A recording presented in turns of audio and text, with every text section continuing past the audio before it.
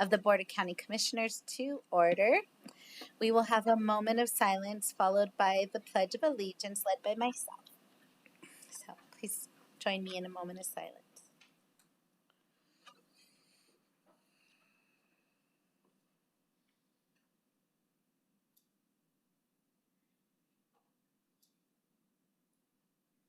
All right. I pledge allegiance to the flag, to the United States of America, and to the republic for which it stands, one nation, under God, indivisible, with liberty and justice for all. I liked it. I could really hear everybody saying it. That felt good. Thank you all. Okay, great. We're on to item number 3 already. Madam County Manager, are there any changes or additions to the agenda? Nope, vetoed. Just kidding. Good evening.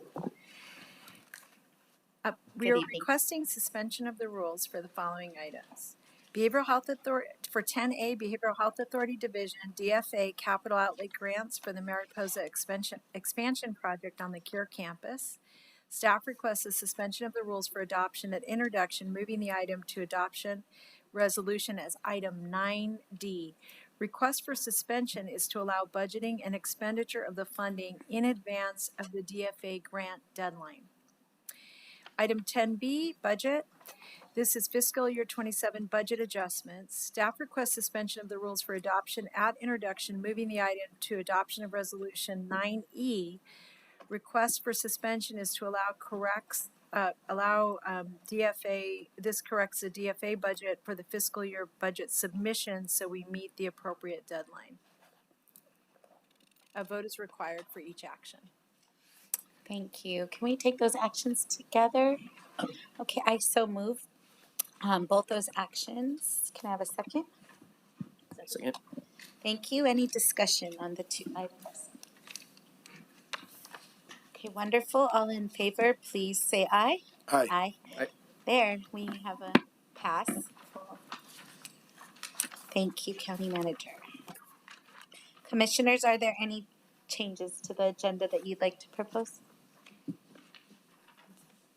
Okay, great. We'll move on to 4 proclamations. We have Vice Chair Frank Baca, Los Padillas Elementary School Wildlife Sanctuary Leaders. Exciting. Thank you, Madam Chair. Make sure I got my phone on. Yes, we have some students and some teachers and some parents from Los Padillas Elementary School. So I'd like to invite Angel Ronquillo and Charlie Sonia. Angel is the Impact Community School Coordinator, and Mr. Sonia is the Environmental Education Teacher, to come forward to the podium. Bring your kids.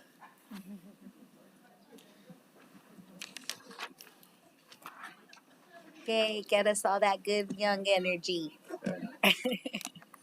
So just while they're gathering, I'll just say that we had the opportunity to tour the school a few weeks ago, or a month ago. Very impressed with the program over there, the students. They guided us around the complex. Very impressive. And we had also actually honored, I think, these 2 teachers that are leading the group at the South Valley Pride Day as valuable citizens, right? And so we thought it'd be appropriate to bring in the kids to acknowledge them and recognize them. So I have a proclamation I'm going to read here, and then we're going to invite you to come up and somebody if has a few words to say, perhaps, and then we want to take a picture with you all. Okay, let me read the proclamation. The Bernalillo County Board of Commissioners, sponsored by Commissioner Barbara Baca, Frank Baca, Adrian Barboa, Walt Benson, and Eric Olivas. Whereas the Los Padillas Wildlife Sanctuary has served the South Valley community for more than 3 decades as a unique outdoor learning environment dedicated to environmental stewardship, ecological education, and cultural preservation. And whereas established in 1992 through the vision and dedication of educators, students, and community advocates, the sanctuary was created to connect future generations with the Rio Grande Bosque ecosystem and the cultural traditions of the South Valley. And whereas the 5-acre sanctuary provides hands-on educational experiences that deepen understanding of local wildlife, habitats, and environmental stewardship through active student participation. And whereas students at Los Padillas Elementary School play a central role in the sanctuary's success by serving as guides, educators, and stewards through student-led projects, habitat preservation efforts, and community outreach that foster leadership, public speaking skills, and environmental responsibility. And whereas the Los Padillas Wildlife Sanctuary stands as a lasting example of student leadership, environmental stewardship, and community pride in the South Valley. Now, therefore, be it resolved that the Bernalillo County Board of Commissioners hereby recognize the enduring value and community impact of the Los Padillas Elementary School Wildlife Sanctuary student leaders and express its appreciation for the student leaders, educators, volunteers, and community members who continue to preserve, support, and advance this mission of environmental education and stewardship for future generations, done this 27th day of May 2026 in Bernalillo County, state of New Mexico. Congratulations all.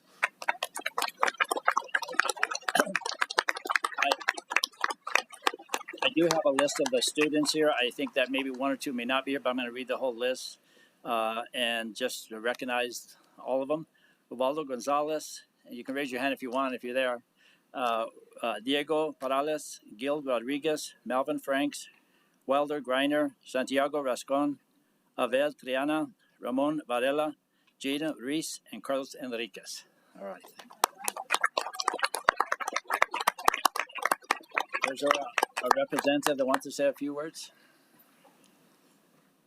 Thank you, Commissioner Baca and the rest of the commissioners and Bernalillo County for recognizing the hard work that these students did and have done and continue to support environmental education in the South Valley and at Los Padillas Wildlife Sanctuary.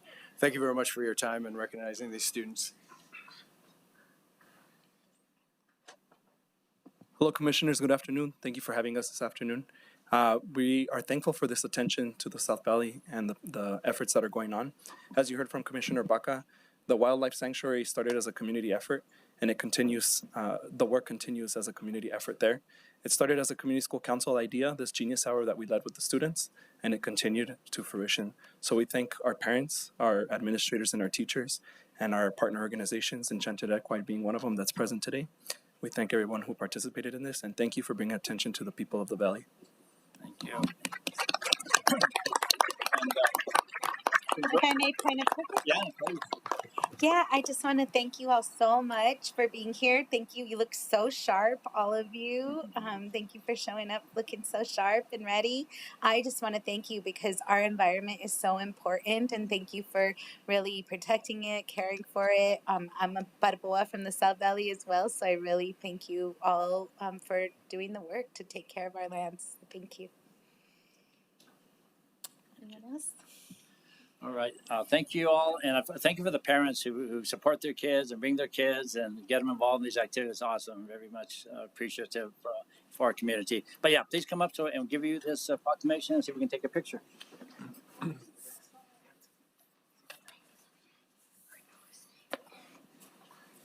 Yeah, kind of get centered here and we'll. Thank you so much, Anya.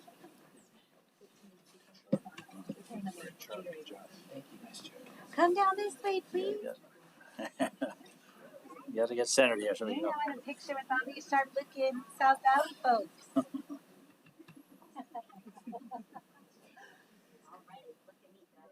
Say, Bosque! Bosque!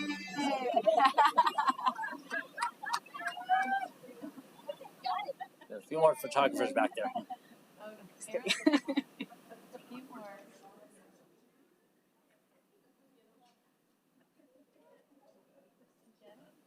Thank you so much.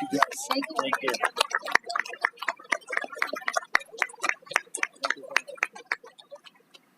All right, guys. Thanks so much. Appreciate it, guys.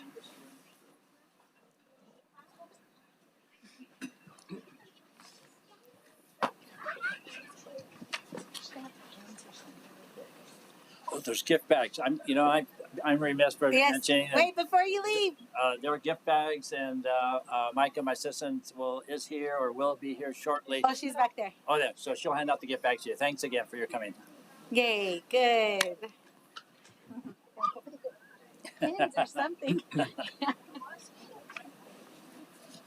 Okay, great way to start off our meeting. Thank you all. And next we have Commissioner Walt Benson with my Motorcycle Awareness Month. Thank you, Commissioner Benson. Thank you, Madam Chair. And will Joseph Gonzalez come up to the podium, please? Thank you, sir. The Bernalillo County Board of Commissioners, sponsored by Commissioners Barbara Baca, Frank Baca, Adrian Barbeau, Walt Benson, and Eric Olivas. Whereas motorcycles are used as a regular means of transportation for commuting, touring, and recreation in and around Bernalillo County, New Mexico. And whereas Bernalillo County's scenic roadways make motorcycling a very popular destination for riders. And whereas the safe operation of a motorcycle requires the use of acquired skills developed through a combination of training and experience, the use of good judgment and thorough knowledge of traffic laws and licensing requirements. And whereas it is imperative that the residents of Bernalillo County be aware, show consideration, and share the road with motorcycles on the streets and highways and recognize the importance of motorcycle safety. And whereas the National Highway Traffic Safety Administration has declared May as Motorcycle Awareness Month. It is the desire of this county commission to join the administration in raising awareness of the growing number of motorcyclists on Bernalillo County's roadways in order to help prevent accidents and, most importantly, save lives. Now, therefore, be it resolved that the Bernalillo County Board of Commissioners does hereby proclaim May 2026 as Motorcycle Awareness Month in Bernalillo County and urges our citizens to be observant, courteous, and knowledgeable about motorcycle usage in our community done this 27th day of May 2026, Bernalillo County, State of New Mexico. Thank you very much. And Mr. Gonzalez, if you have any words to share. Thank you so much, Commissioner Benson. Mr. Commissioners, we really appreciate you guys recognizing what we do. I'm part of the New Mexico Motorcycle Rights Organization. Our job is to actually make sure that the awareness is out there, not only on the motorcycle side, but on the vehicle side as well. When people say, you know what, watch out, save a life, there's whatever, it doesn't only mean that cars have to do that. And that's one of our things that we're trying, especially this year, making sure that motorcyclists also remember, hey guys, there's cars out there too. So if you guys want to follow us on Facebook, Instagram, NMMRO, please do. If you guys have any questions, I'm going to be here for a couple of minutes. I do have another meeting I got to go to right after this. But again, thank you guys so much. We appreciate everything you guys do and your support. Thank you, Mr. Gonzalez. And we have a plaque for you. And if you could, we'd love a photo with you.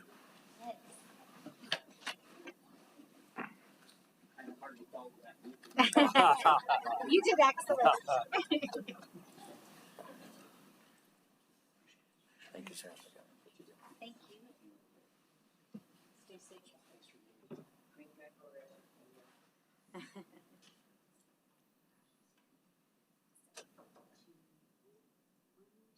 And I'll bet you on Facebook. Remind me. Yes. You at where to tag you? NMMRO for New Mexico Motorcycle, or you can also do it on Rebel for the Cause. That's my club.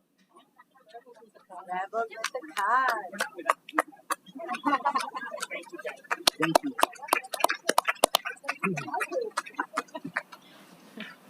Thank you so much. And we have one more proclamation for the wonderful, amazing Ernie Cedevaca. Join all the Bacas. Thank you, Madam Chair. Mr. Cedevaca, would you mind coming up here? And I believe your wife, Jerry, is with you? I'd love her up here as well if she can tolerate. Yeah, any of your team. Yeah, exactly. Mm-hmm. And do you have some family and staff with you? These folks here. Right on. Yeah. Come on up. Yeah. Yeah. Please. Yeah. Please. I ask this because Ernie means a lot to me as a person and to our community. This is an honor for me. I was so disappointed to hear of your retirement. But I'd rather. My wife, by the way. Yeah. He said, so is my wife, by the way. But I'd rather have had you for the time we've had you than none at all. So it's my honor to read this proclamation for you. The Bernalillo County Board of Commissioners, sponsored by Commissioners Barbara Baca, Frank Baca, Adrian Barboa, Walt Benson, and Eric Olivas. Whereas Ernie C. Baca has dedicated decades of service to advancing economic development, supporting small businesses, and strengthening the Albuquerque business community through distinguished leadership in both the public and private sectors. And whereas, after retiring from P&M Resources as Vice President of Government Affairs, Ernie C. Baca became Vice President of Convention and Tourism for the Hispano Chamber of Commerce in 2016 and was named President and CEO in 2017, helping guide the organization through a period of significant growth and impact. And whereas, under his leadership, the Hispano Chamber expanded its reach and influence, achieving a 15-year high membership high, growing its staff to better serve the evolving needs of Albuquerque's business community. And whereas, Ernie C. Baca elevated Albuquerque's national and international business profile by helping bring the 2019 United States Hispanic Chamber of Commerce National Conference to Albuquerque, and by serving on the United States Hispanic Chamber of Commerce Board of Directors from 2019 through 2025. And whereas Ernie C. Baca championed international collaboration and indigenous economic development, including successfully advocating for Albuquerque to host the 2024 World Indigenous Business Forum, which welcomed attendees from 18 indigenous countries around the world, and made Albuquerque only the second city in the contiguous United States to host the event since 2011. And whereas throughout his career, Ernie C. Baca has demonstrated an unwavering commitment to economic opportunity, community partnership, and the advancement of Hispanic and indigenous business leadership in New Mexico and beyond.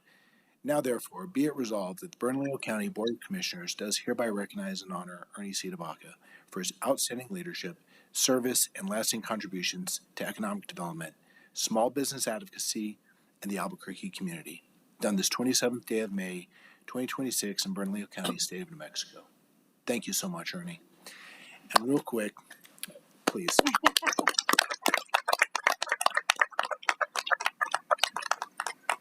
I would appreciate comment from you, but I just want to embarrass Ernie a little bit.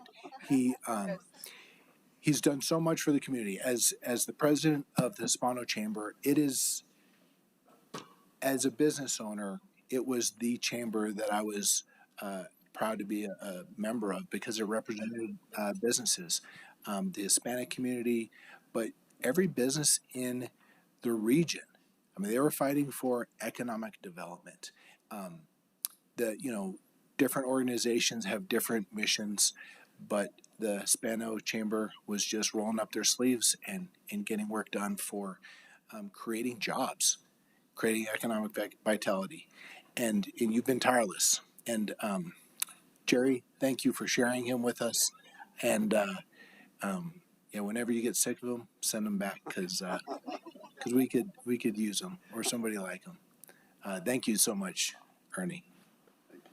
Well, thank you very much, commissioners, very much for this honor. I am honored to serve in that capacity, and I couldn't have that opportunity without the support of Jerry, of course, and she's been by my side 50 years, August 7th. So, headed to Costa Rica. So we're going to enjoy that with the family. But really, it's not really about me. It's about everybody here. Because, I get to get these nice awards and the glory, but they're the ones that really put in the work. So thank you for acknowledging the chamber, because it is a tremendous opportunity to be in that position for me. I was lucky to serve, and I like the fact that I'm leaving happy. They say, why are you leaving? But I love the job. And so it's great to leave a job that you love versus one that you don't. So I'm really excited about that. Thank you for the acknowledgement and the proclamation, very much so. Thank you. Thank you. And please come up and bring Everybody your family. gets to come up? Yes, please. Please. Come on.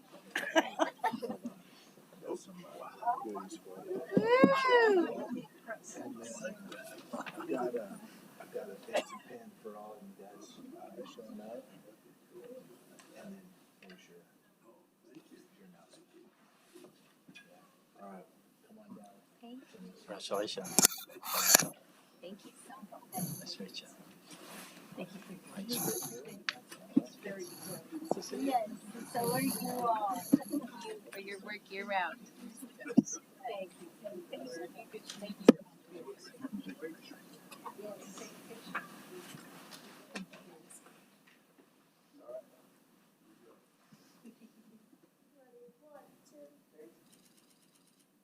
Whoa. Paparazzi time. Why doesn't ours make noise? 1, 2, 3.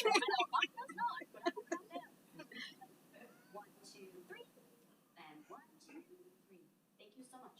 Thank you. Thank you. Thank you, Rennie. Thank you.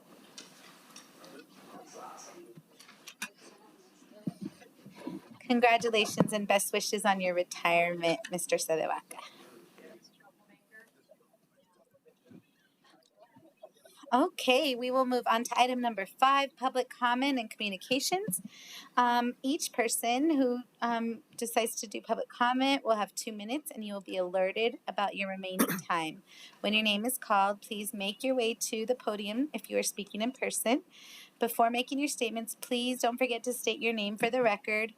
In order to maintain order and decorum in the spirit of professionalism and respect for everyone, speakers must adhere to the 2-minute time limit.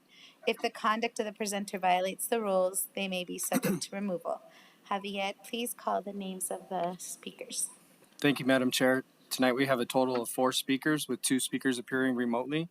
Please line up at the podium when your name is called and state your name for the record. First speaker is Dr. Geraldo Cianello, followed by Tad Neminsky.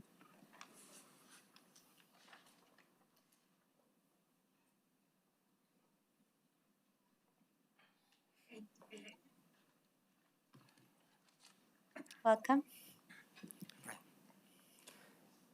Well, good evening, Madam Chair and members of the County Commission. I'm a doctor, minister, and from a military family. 2 days ago, we celebrated Memorial Day, but do we honestly know what that really means? For some in this chamber, may be a new meaning to you, and for some, refreshing to our memory. A little girl once asked, and I quote, what's the big deal about Memorial Day, Daddy? And her father replied, we're standing on it, sweetie, end quote. The land of the free, the soldiers have died during American Revolution, Civil War, World War I, World War II, Korean War, Vietnam War, and Middle East, honoring American heroes of courage, sacrifice, and faith to protect our country and freedom that we are enjoying as Americans. Did you know that Memorial Day in America as an annual observance can be traced back to the end of the Civil War, a war in which over 500,000 died? Southern women scattered spring flowers on graves of both Northern Union and Southern Confederate soldiers. On May 1st, 1865, former slaves organized a parade led by 2,800 singing black children in which they prayed, read Bible verses, sang spirituals, and reburied the soldiers with honor as an act of gratefulness for their ultimate sacrifice which gave them freedom. In 1868, General John A. Logan, commander of the Civil War Veterans Organization, the Grand Army of the Republic, called for a Decoration Day to be observed annually on May 30th. An estimated 180,000 black soldiers served in the Union Army during the Civil War. Republican abolitionist Frederick Douglass gave a Decoration Day address at Arlington National Cemetery in 1871, and I quote, we must never forget that the loyal soldiers who rest beneath the sod flung themselves between the nation and the nation destroyers, end quote. May God bless you all in America and New Mexico. Thank you. Tad Neminsky.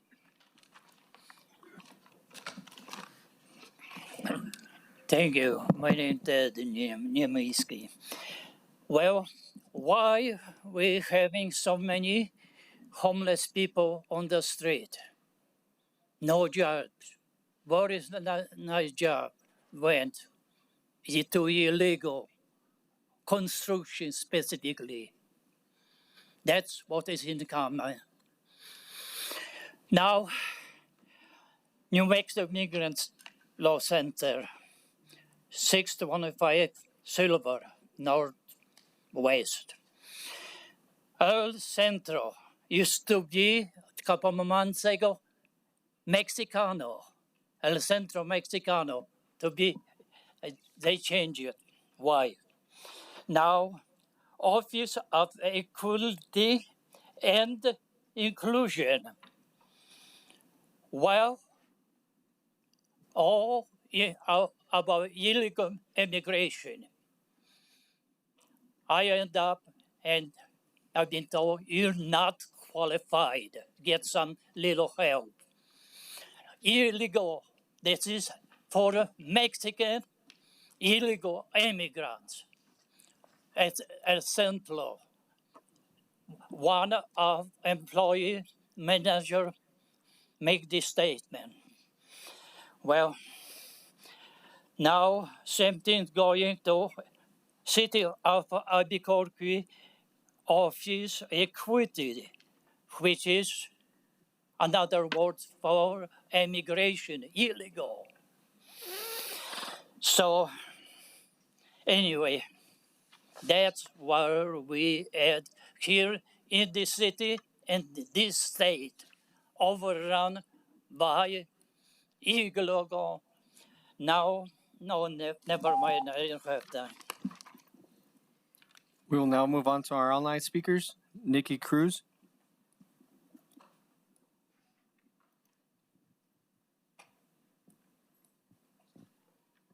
Hello, my name is Nikki Cruz, and I apologize you can't see me. I'll see if I can fix that. I'm speaking on behalf of the North Domingo Baca Pool. The project's coming along nicely, but it's still not finished as of yet, and I wanted to advocate for additional bond allocation to finish the project. We keep being told that the funding for the project is not locked in, and that's what is causing the increased cost to keep coming.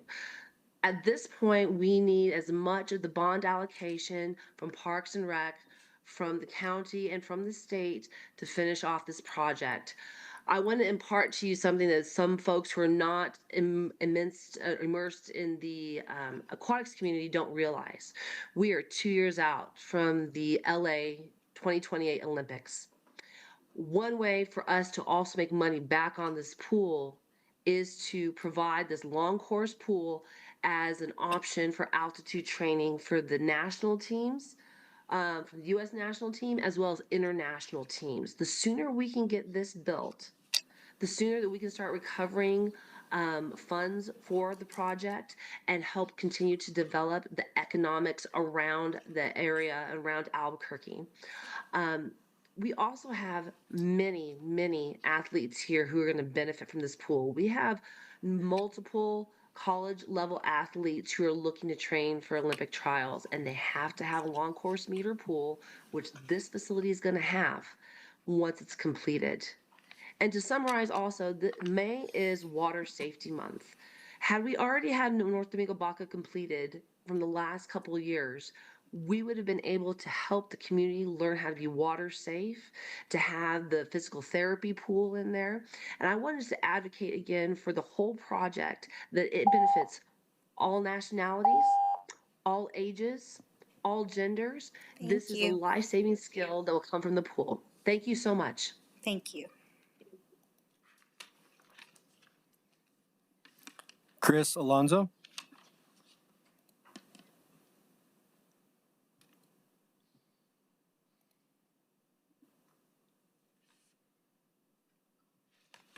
Chris Alonso. You're muted.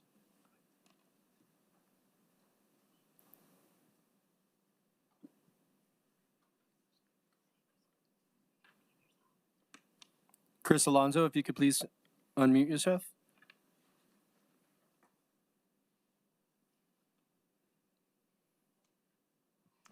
Okay, thank you. Thank you, Madam Chair. This concludes our public comment. Thank you so much, Javier. And thank you for all those who came to give public comment. We'll move on to item, I actually have to read these closed statements into the record. So closed meeting statement number 1, I offer the following statement regarding the closed meeting held Wednesday, May 13th, 2026 at 11:30 a.m. Only those items described in the published notice and agenda for the closed meeting held on May 13th were discussed at the closed meeting. I move a motion for approval of this statement, and it'll become part of the meeting's agenda. Can I Second. have a second? Thank you. We have a first and a second. All in favor, please say aye. Aye. Any opposition? Thank you. Okay, I move second statement. I move that the county manager and the county attorney be authorized to proceed with the matters discussed in the closed meeting held on Wednesday, May 13, 2026, within the parameters set by this commission in the closed meeting agenda. Can I have a second? Second. Thank you, Commissioner Olivas. All in favor, please say aye. Aye. Aye. Okay, no opposition. Thank you. Moving on to our consent agenda. Madam Clerk, please provide resolution numbers for item 6B. Madam Chair, Yes, sorry. I just wanted to ask if we could pull item 7E to the withdrawal section. I don't know if that affects numbering. 7E? Or which item? Service agreement for asset management. Okay, we'll move that out to the consent withdrawals. Any other discussion or requests? Thank you, Madam Clerk. Please please provide a resolution number for item 6B and an ordinance number for 6F. Yes, Madam Chair. Item 6B is FR 2026-55 and 6F is Ordinance 2026-7. Thank you, Madam Clerk. Because the consent agenda has been published and made available to the public, therefore I move to approve the consent agenda. Can I have a second? Second. Thank you, Commissioner Olivas. All in favor, say aye. Aye. Thank you. Moving on to the consent agenda withdrawals. Item 7A will now be the item that Commissioner Olivas removed, asset management services. So, Madam Chair, just for clarity of the record, we have item 6D from consent agenda. Move to item 7A under consent agenda withdrawals. Thank you. And did you have anything you want to say, Commissioner Olivas? I see that Director Jaramillo is here with us. Thank you, Madam Chair. Not a whole lot, but I just kind of wanted to ask a couple questions on this item and highlight it because I think it goes well with an item we have coming up with the capital improvement program. So I wanted to ask a couple questions on that. Great. Madam Chair, Commissioners, I have a presentation. If you want to go to the presentation or we can go to your questions, however you would like. I like a high-level presentation. Sure. Thank you. So the goals of the asset management program, we kind of wanted to, I'm really excited about this program because one, it does a couple of things. It inventories our existing assets. We have, as you know, we have quite a bit of assets on our roadways. We don't, we have certain layers on our GIS system. However, it's not robust. So this program will allow us to quantify it. What they do is we actually are using a local firm here.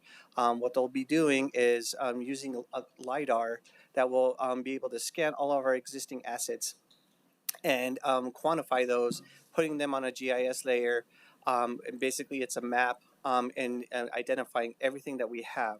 And further on in the presentation, I'll give you a kind of listing of what we're going to be capturing.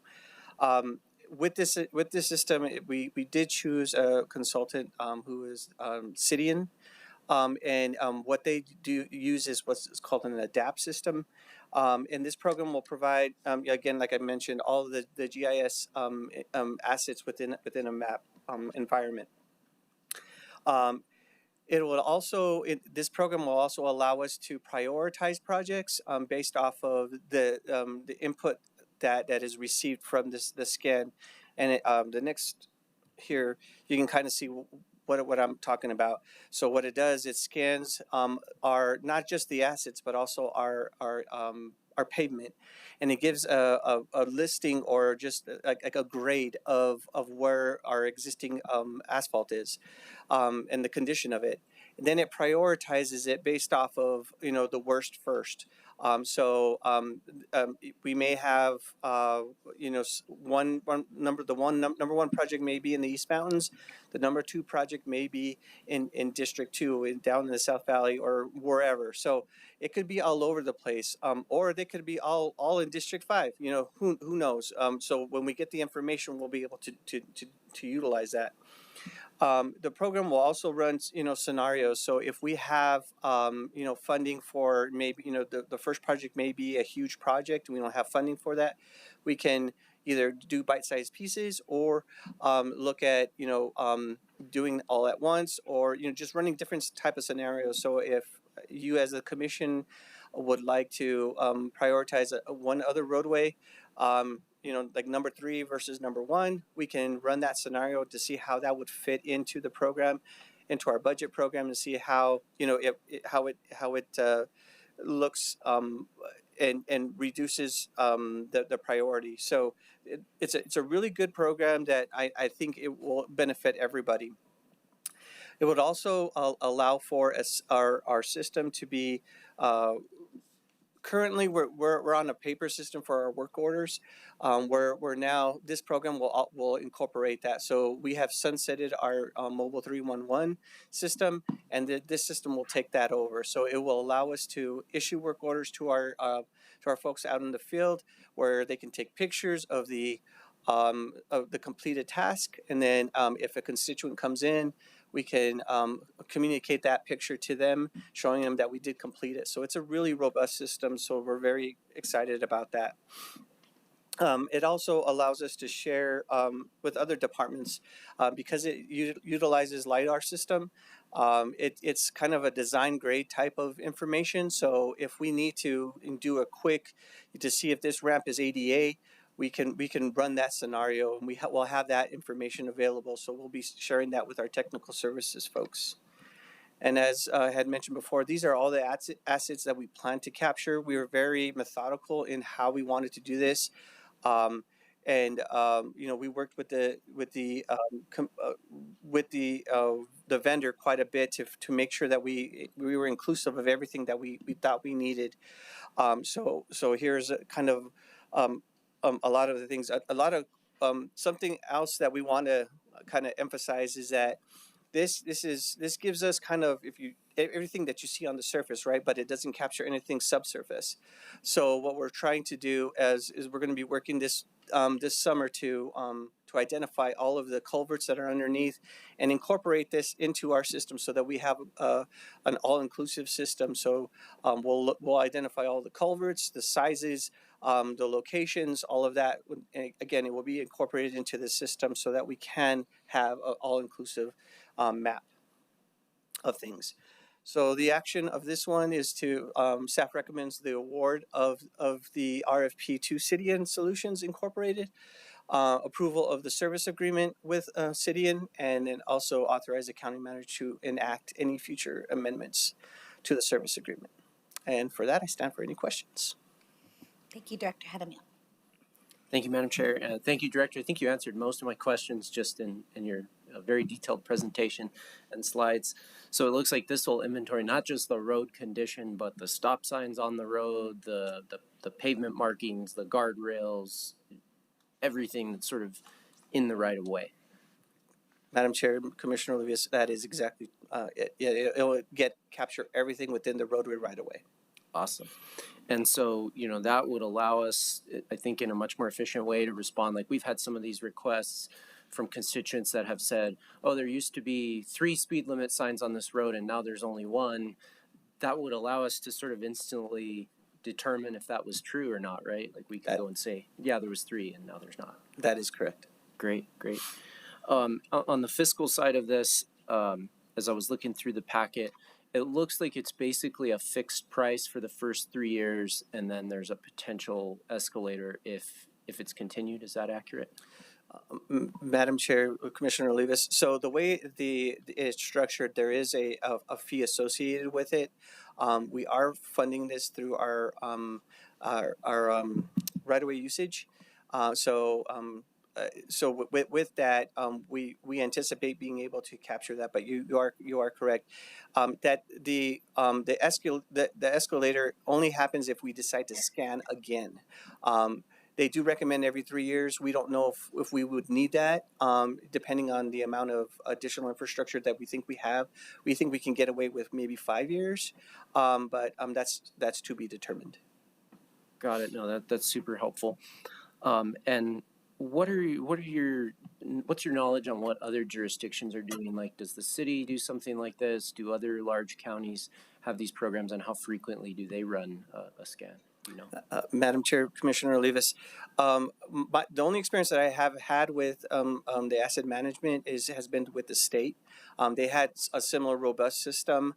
I don't know the frequency of how they scanned it, but in the development stage, it was very beneficial to them because they do it all throughout the state. So they did the initial scan, and then they would scan. Like I said, I don't know the duration, but it is similar to what they do on their end. I'm not sure what the city does. Great. And last question, what's the timeline? Like, if we approve this tonight, when do you think you'll actually have a list that helps guide your efforts? Madam Chair, Commissioner Olivas, thank you for that. Some of the vendors, it was all over the place.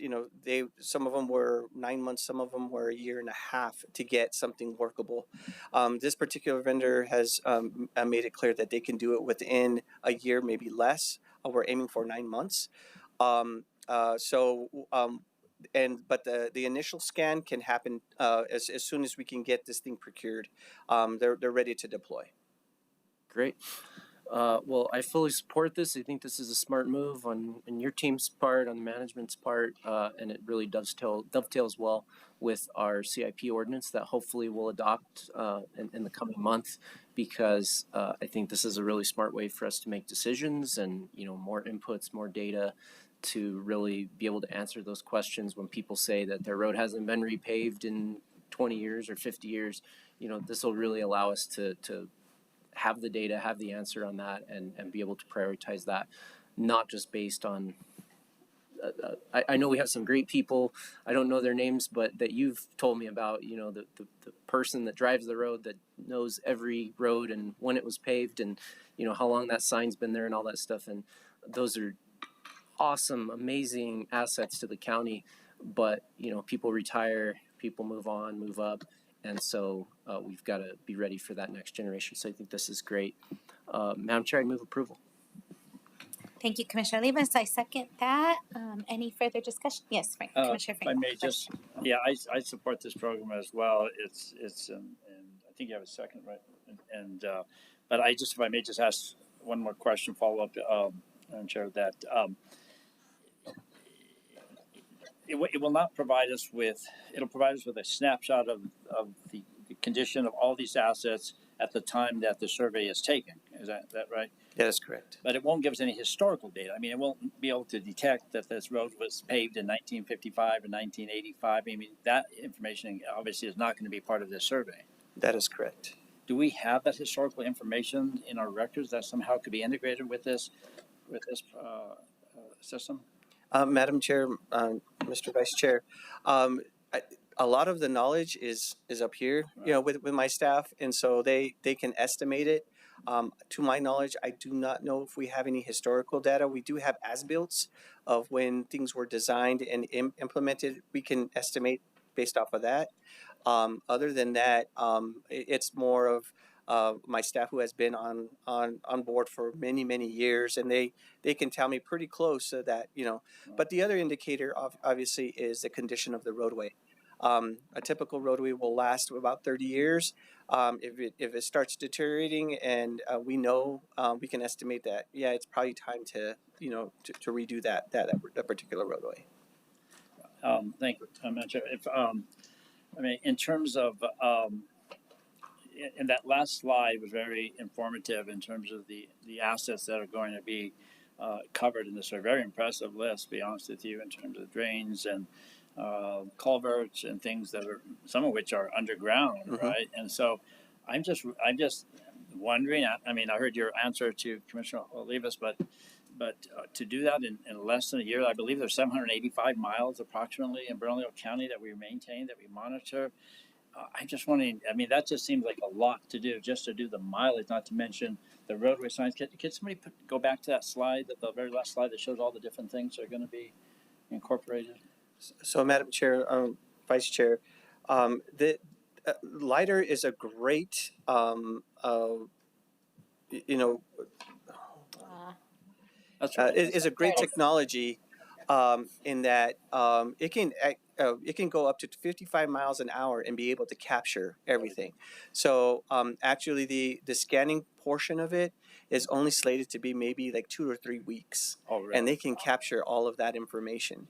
What takes a lot of time is them actually putting into the program and then specifically identifying all of the particular assets.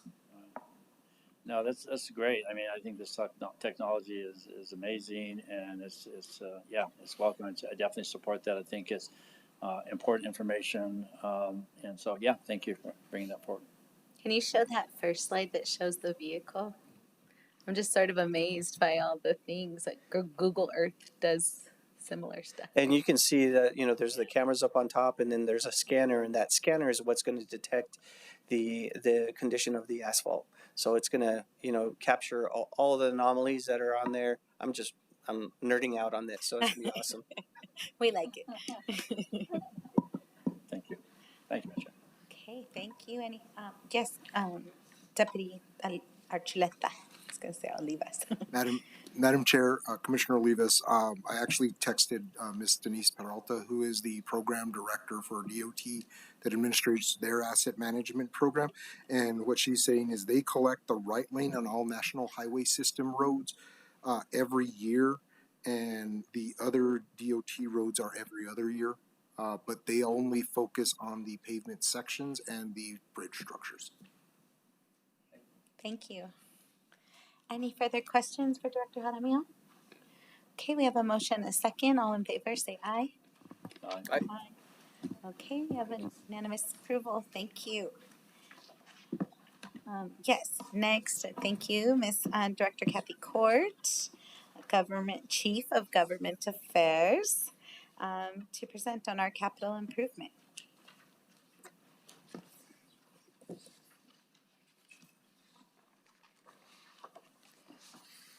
Madam County Manager, would you like to get us started while I figure out my presentation and technology?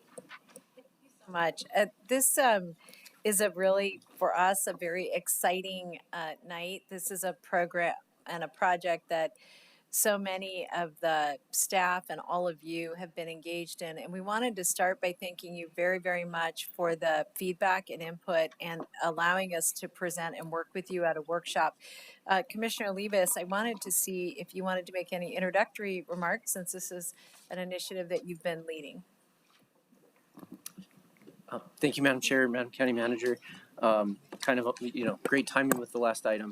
Just really excited about this, to take a more thoughtful, a more rigorous and data-driven approach to how we do capital. And it's been a great collaborative effort between particularly our public works section, our capital improvement section, the manager's office, and, working with all of the departments and everybody to really understand the needs and, the challenges with this proposed new approach. But I really think it's going to be excellent, and really appreciate all the research that Ms. Court did, looking at what other municipalities, other counties are doing, not just in our region, but around the United States, really around the Southwest. So I really think that this is something that's going to put us in a different league, just like that last item, going from, sort of paper-based institutional knowledge kind of thing, so-and-so knows that this project is needed more than the other. This will put us, I think, in a much better place, and really aligns us more with what the state is moving towards. Again, a more data-driven approach, a more rigorous and pre-planned approach. So I'm really excited about it, excited to hear all my colleagues' thoughts and questions and concerns, and just want to thank all the staff that worked hard on this to get us to this point. And we'll see where we go from here, but I'm excited. Thank you. And one last point I just wanted to offer, I think both the asset management with the road item that you heard before, and just as a reminder, the asset management for all of our building infrastructure, everything above grade is also begun already. So both of those products will be merged in. So you'll be able to look at data both for our buildings and for our roadways, for every building that we own or operate or own. Yeah, sorry. Thank you. Can I Great, ask thank real you. quick to that? Are you saying that that's a separate? So what we did, commissioners, as part of as we were beginning our examination into the challenges with the way we were handling our CIP process, one of the things that we recognized was that we didn't have a really good, consistent set of data to judge the health of our buildings and our roadways. As an example, the previous item that you saw demonstrated that we're going to be able to use an index that's used nationally. So you're actually able to grade your roads against other roadways. So if something is an A, a B, or a C, it's considered an A or B or a C across the country. We're doing something similar with the buildings that will not only, for example, we'll know Class A, Class B, Class C, what are the biggest challenges we have with those buildings? Because candidly, one of the things we're not able to do is project out in as much detail as we would like the condition of those buildings and what the cost of maintaining those buildings are. Because one of the decisions you all have to make is under what terms and conditions do we keep a building, under what terms and conditions maybe we don't desire to keep it because it doesn't have the, it won't service us the way we want to be serviced. And I'll just add one other thing that Antonio raised such a good point when you, Commissioner Frank Baca, asked about the history, and you mentioned it too. Our staff, we rely on what's in their brains, and which is fantastic. And to your really important point, people do retire, they leave, and that knowledge and that data goes with them. This gives us an opportunity to capture something that will be a baseline. So in the future, you actually will be able to look back and see what got paved, when it got paved, what we invested in, and not only be able to look at it in a document, but also in a GIS map, which is really helpful for the public, because I think one of the things that's very frustrating to them is understanding, when's my road going to get paved? Did it get paved? And candidly, sometimes people move in and see a hole and say, no one's ever paid attention to this road, and you all are responding to anecdote, and you don't have a mechanism to be able to go on, look at a map, and be able to know the more concrete information. So we're hoping that this will be part of a long-term relationship, improving our relationship both with the public and our legislators who give us resources to invest in all of these different projects, and we'll be able to look at that in real time. So that's the goal. Thank you. Thank you, Ms. Kathy Court. Ready for you. Okay, thank you very much. Good evening, Madam Chair Barboa and Commissioners. I'm Kathy Court, Capital Improvement Program Director. Before I get started on my presentation, I'd like to point out that a document was added to your packet. It's a document that outlines all the commissioner feedback that we received on the ordinance and the outcomes of that feedback as reflected in the draft. That's also part of your packet. So just wanted to point that out to you. So let's get started. The motion before you today is to introduce and approve for publication amendments to Article 4, Division 2, Capital Improvements.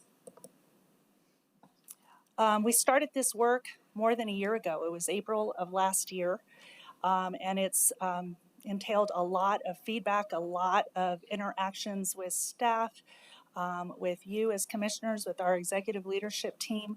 And I wanted to start off by kind of showing you a snapshot of some of the issues and concerns that were cited by our department leaders when it comes to capital outlay in particular.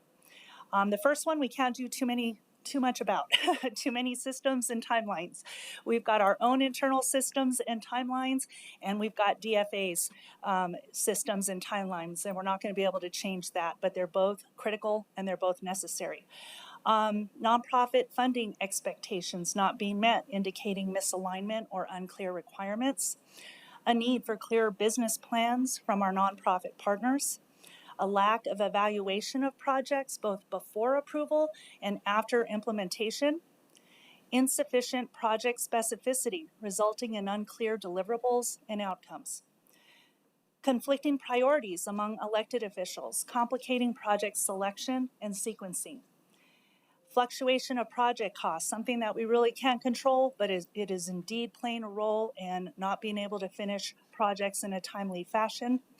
And of course, those are driven in part by inflation and market conditions. Decentralized funding, at the state, they call this piecemeal funding. It means the same thing. It just reduces coordination and strategic alignment.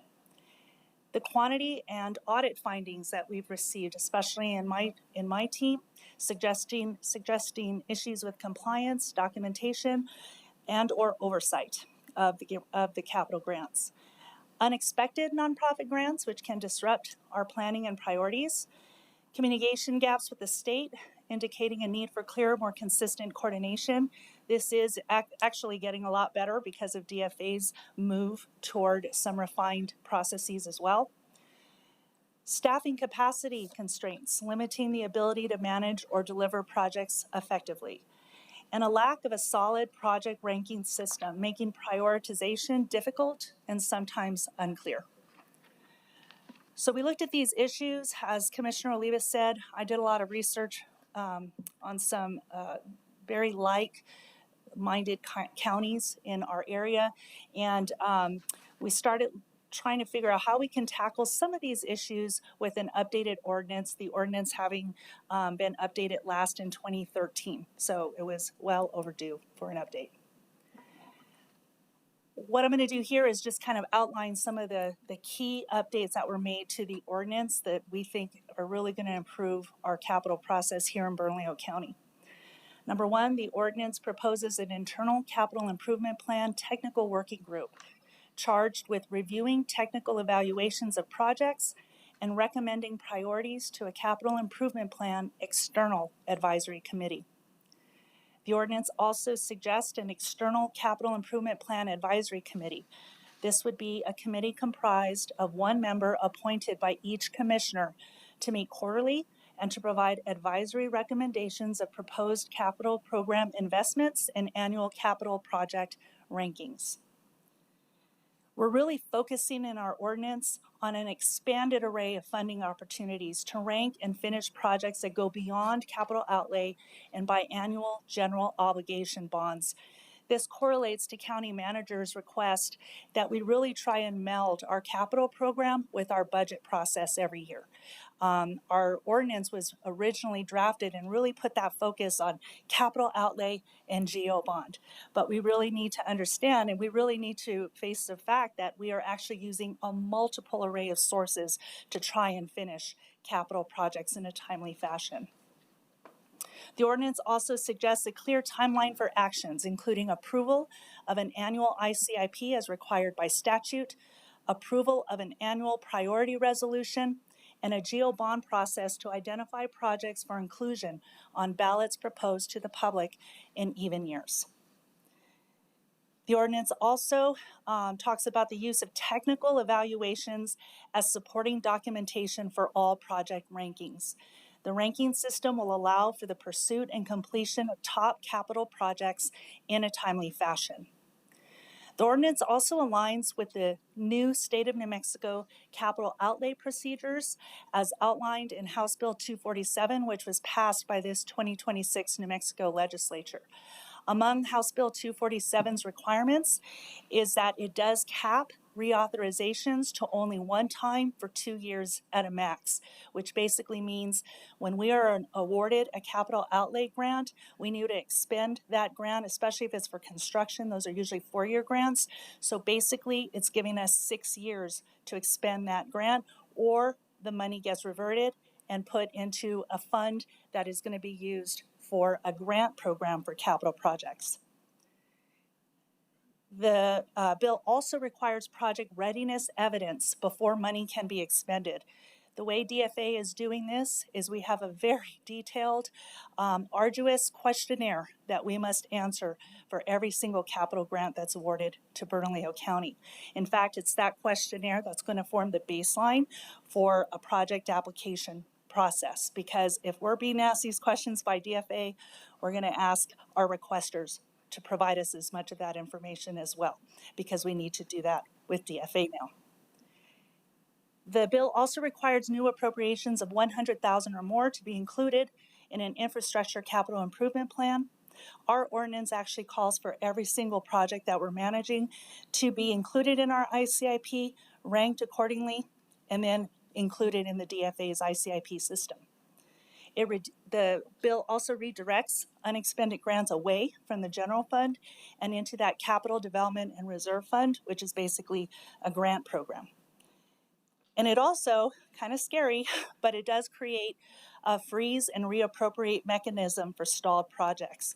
Basically what this means is that on January 15th of every year that a grant expires, if the grant hasn't been expended at least 10%, DFA will stop it, it'll freeze it, and all that money is going to revert from now on, moving forward, starting with 2027. So, some new components of the ordinance, things that weren't present before, but they are now. In section 2-271C, we have the requirement that we have a public-facing transparency portal that will track all capital projects, including requests from lawmakers, citizens, and county employees.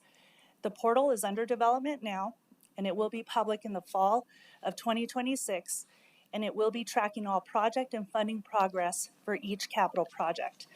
This is my nerd out love here. I'm in this system every day now. It's looking really good, and we are excited to get this out in the public this fall in advance of the legislative session. What's beautiful about this portal that we're using right now is it actually aligns SAP accounting data. It actually flows directly into this portal so we can actually see what grant funding is available for each project and how much has been expended. So we're going to be able to track all that now in real time. It's just amazing. Can I ask real quick, Dr. Clark, are you saying that this is it's under this section scheduled, is that a new state? Pardon me? Is that new to the state, this item 1, section 2271C? Or are we just being compliant finally? So, Madam Chair, Commissioners, the state also unveiled a very similar portal just recently, and that their portal is tracking every single capital project going on statewide. It's kind of interesting that they were developing their portal when we were also wanting to develop a new internal database, because the internal database we've had for many, many years was outdated, and it was not syncing with our accounting system at all. So it was a manual process every year. Departments updated their projects, and by the next legislative session, a lot of the numbers were outdated, spending had already occurred, so we decided we wanted to do that internally, and so this is something we embarked on, and it just happens to be in alignment with what DFA is doing as well. So I'm sorry for this level of, I just want to, what is section 2271C? Where is that? Is it in our county code? Madam Chair and Commissioners, it is part of your packet in the draft that you have, the clean draft and in the red line version. In the new ordinance? Yes, in our new ordinance, this is a section in that ordinance. Okay, I thought you were referring to a state, but that makes clear. Thank you. Thank you. So I'm sorry, last thing. This is saying that we will have our own Bernalillo County portal, and that the state is, and your addition was to say that the state is also making a similar portal. Yes, ma'am. Okay. Madam Chair and Commissioners, that is correct. Thank you. Another new section in your ordinance in front of you is section 2-271D, and this particular section is devoted to fiscal agency and how the county will go about determining whether we should serve as fiscal agent to non-governmental entities. As you know, I've talked about it before, the anti-donation clause really puts a lot of restrictions on any kind of government funding going to a non-governmental entity. That kind of funding does have to flow through a government agency, and we do that, and we have done that in the past. But this section here kind of puts some rhyme and reason and a process to how we go about serving as fiscal agent to nonprofits. We are saying in the ordinance that all projects that involve the acquisition of land, buildings, equipment, or other long-term capital assets will submit project proposals to be evaluated by the internal working group each year in advance of the annual ICIP process. All projects will undergo a technical evaluation, just like every other new project that's proposed. So we're going to basically put nonprofits in the same bucket as all of our other projects that are being proposed. They'll all be technically evaluated with recommendations made to the external committee to accept or decline the project. The ordinance states that the county will accept proposals only for vehicles that are specially designed and or modified for a unique function.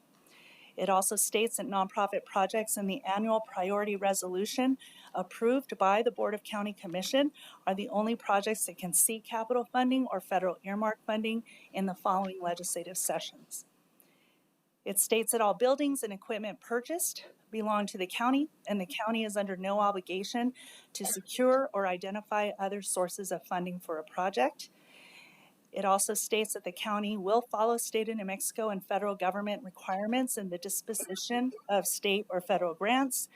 And finally, it does recommend and state that Bernalillo County may charge an administrative fee of 5% to 10% to act as fiscal agent to a state or federal grant intended for a nonprofit organization. Madam Chair. Yes, Commissioner Barbara. Thank you, Madam Chair. I have some questions on this section. Have we done any kind of focus groups with our nonprofits or education of our nonprofits? Have we asked them, can you accomplish these things? I foresee a lot of head scratching, confusion, people looking at the county as sort of like, stop what you're doing. Yeah. And we count on our nonprofits to do so much good work and services. I don't want there to be confusion to the point that we're knocking out people out of the party, uninviting them to the party. So my question is specifically, has this been maybe focus group is the right way, like talk with people who have received these appropriations from the state through the county serving as fiscal agent? Madam Chair and Commissioner Baca, yes, on May 14th, I did have a webinar, invited all the 200 and so nonprofit organization representatives that we actually have worked with in the last 5 years that I've been doing this work. We also invited all of our district legislative aides to our lawmakers, our Bernalillo County lawmakers to that. And I did meet with a group of West Side lawmakers on May 12th, went through our ordinance with them. And what I have pledged to all of them is that we're going to continue to educate. And Commissioner Frank Baca asked, and we accepted his recommendation that we make this this particular portion of the ordinance effective in the 2028 legislative session to give us time to educate nonprofits, to help them fill out those project applications this fall. It would actually have to start this fall. So that way next spring, when you all are approving your ICIP, we'll actually have a group of vetted projects for you to review. For this year, on June 9th, I'll be presenting to you the introduction of our resolution to approve our annual infrastructure capital improvement plan. That plan actually has 35 active nonprofit projects because those grants we've already accepted. They're active and we're managing them right now. And so those nonprofits that currently have a 2025 or 2026 grant that we are managing, they're not going away, they're staying on our ICIP. But moving forward, starting this fall for the 2028 legislative session, we're going to ask nonprofits to fill out those questionnaires and have those projects vetted and recommendations made to the commission in anticipation of the annual ICIP process. Follow-up question, Madam Yes, Chair. please. If I may, so what I heard you say is that you had a webinar where you communicated to the nonprofits, and now we have a proposed ordinance. Have we been able to get feedback from those nonprofits that they understand what we're doing? Because to me, the dialogue is the important thing. And it's key that they are able to look at this before it's law. I mean, I just need to say it outright like that, because again, just the value that we place on our nonprofits that do services that are so integral to what the county provides that we don't do, and we don't want to be doing that. We want to be the conduit of the money, or we want to have that connection or the bridge from state appropriations to these nonprofits that do this great work. It just seems like that feedback before we approve this is essential. If I may, I'm going to answer the question, and then I'm going to cede to County Manager Chavez, who wants to add something to that. But Madam Chair and Commissioners, I actually have had conversations with some of the more active nonprofit partners that we have. Obviously, the need to impose an administrative fee, and this is really because of a lack of staff. We are not doing everything we need to be doing. We spend grants, but we're not monitoring assets. We're not recording biannual reports, all those requirements that come from DFA and from the state of New Mexico because of the anti-donation clause. We don't have the capacity to do that. They understand that. They also have some concerns about having to pay. My nonprofits that I talk with on a regular basis, they understand that we are under a lot of strain to try and do this work on behalf of them. They are concerned about having to pay an administrative fee. I have relayed to all of them that one of the legislative requests that I am asking for in this next 2027 legislative session is the ability for the county to skim off the top of a capital grant that we're using that is earmarked for a nonprofit, to skim off that grant the administrative fee so it doesn't come out of a nonprofit's pocket, it comes out of the grant itself. Right now, Bernalillo County can't do that. And that's why nobody actually does a fiscal agency, because you can't take an admin fee from a capital grant at all. And that's something that I'd like to see changed within the grant language that comes out of the State Department of Finance and Administration, is that ability to say, if you are acting as fiscal agent, you may take up to 10% as an administrative fee off of the top of the grant. And then I'll see to County Manager Chavez. Yes, thank you for the question. And I think, having run a nonprofit in my past, nobody wants any fees to come out of any grant. Like, we would like to keep all of it. And just the same way we do that when we get a grant, we don't want, if somebody's our fiscal agent, we don't want the state to take a portion of that money. I think what the challenge is that we would really like to make sure that the state acknowledges the role that we play as a fiscal agent. And I just want to give you an example. When the GROW funds became available and they went to the COG received money to administer those grants separate of the GROW funds themselves. And I forgot what the amount was. It may have been $5 million. How much? The amount that went to COG was like $11 million, and they did take a 10%. They took a $1 million. Yeah, so they have 1 million, yes. And our challenge is that we often end up being the place of last resort because other entities won't take on this responsibility.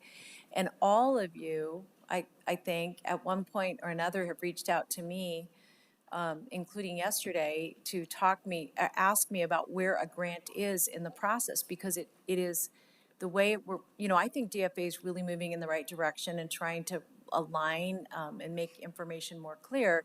But the team spends an awful lot of time trying to support nonprofits in spending this money. So I don't expect that the nonprofits are going to tell us that they would like to give more money. And frankly, I think one of our big legislative option, some don't mind. The larger ones understand. Let me just say,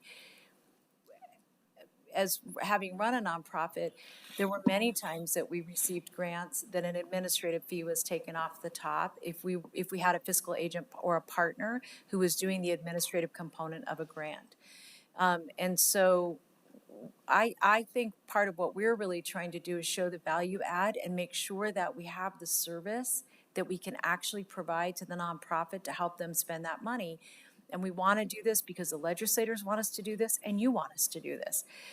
But one of our challenges is that we need a higher level of kind of, for lack of a better word, sort of skin in the game too, so that we can get these grants spent on time. Because the other challenge we have is the state looks at us and sees that we have a lot of grants that we haven't spent. Many of those grants aren't our grants. They're grants that belong to the nonprofits that we can't bring down that expenditure, and it looks as if we're not able to respond to the directive of making these investments as quickly as possible. So anyway, the reason we came up with this idea is we thought it was really important to make sure that that we had the resources to be able to provide services. Madam Chair, I just wanted to Yeah. respond real I just quickly want to to make sure her Commissioner question. Barbara Baca has, yeah, I didn't think that For was the now. question. For now. This is to your question directly, Commissioner Baca. I just wanted to reiterate what Ms. Court just said a few minutes ago, that listening sessions have been held with legislators and with nonprofits. So, Ms. I Court, mean, can I you heard that clarify? 200 people heard about it, but I didn't hear that it was a listening session. There was any ability, or how many of the 200 actually attended that were invited. So I heard that legal aids were invited, but I don't know how many and if there was an actual conversation, and that West Side lawmakers were able to look into it and give some feedback, and that you have relationships with people that you work with regularly. But I think those are also dependent on your relationships. So I think I'd like a true Could we get, Ms. Court, can you respond to that, please? So, Madam Chair, Commissioner Olivas, so I only had time to do one webinar. I intend to do more throughout this summer, leading up to the next legislative session, depending on the outcomes of this ordinance, introduction and approval.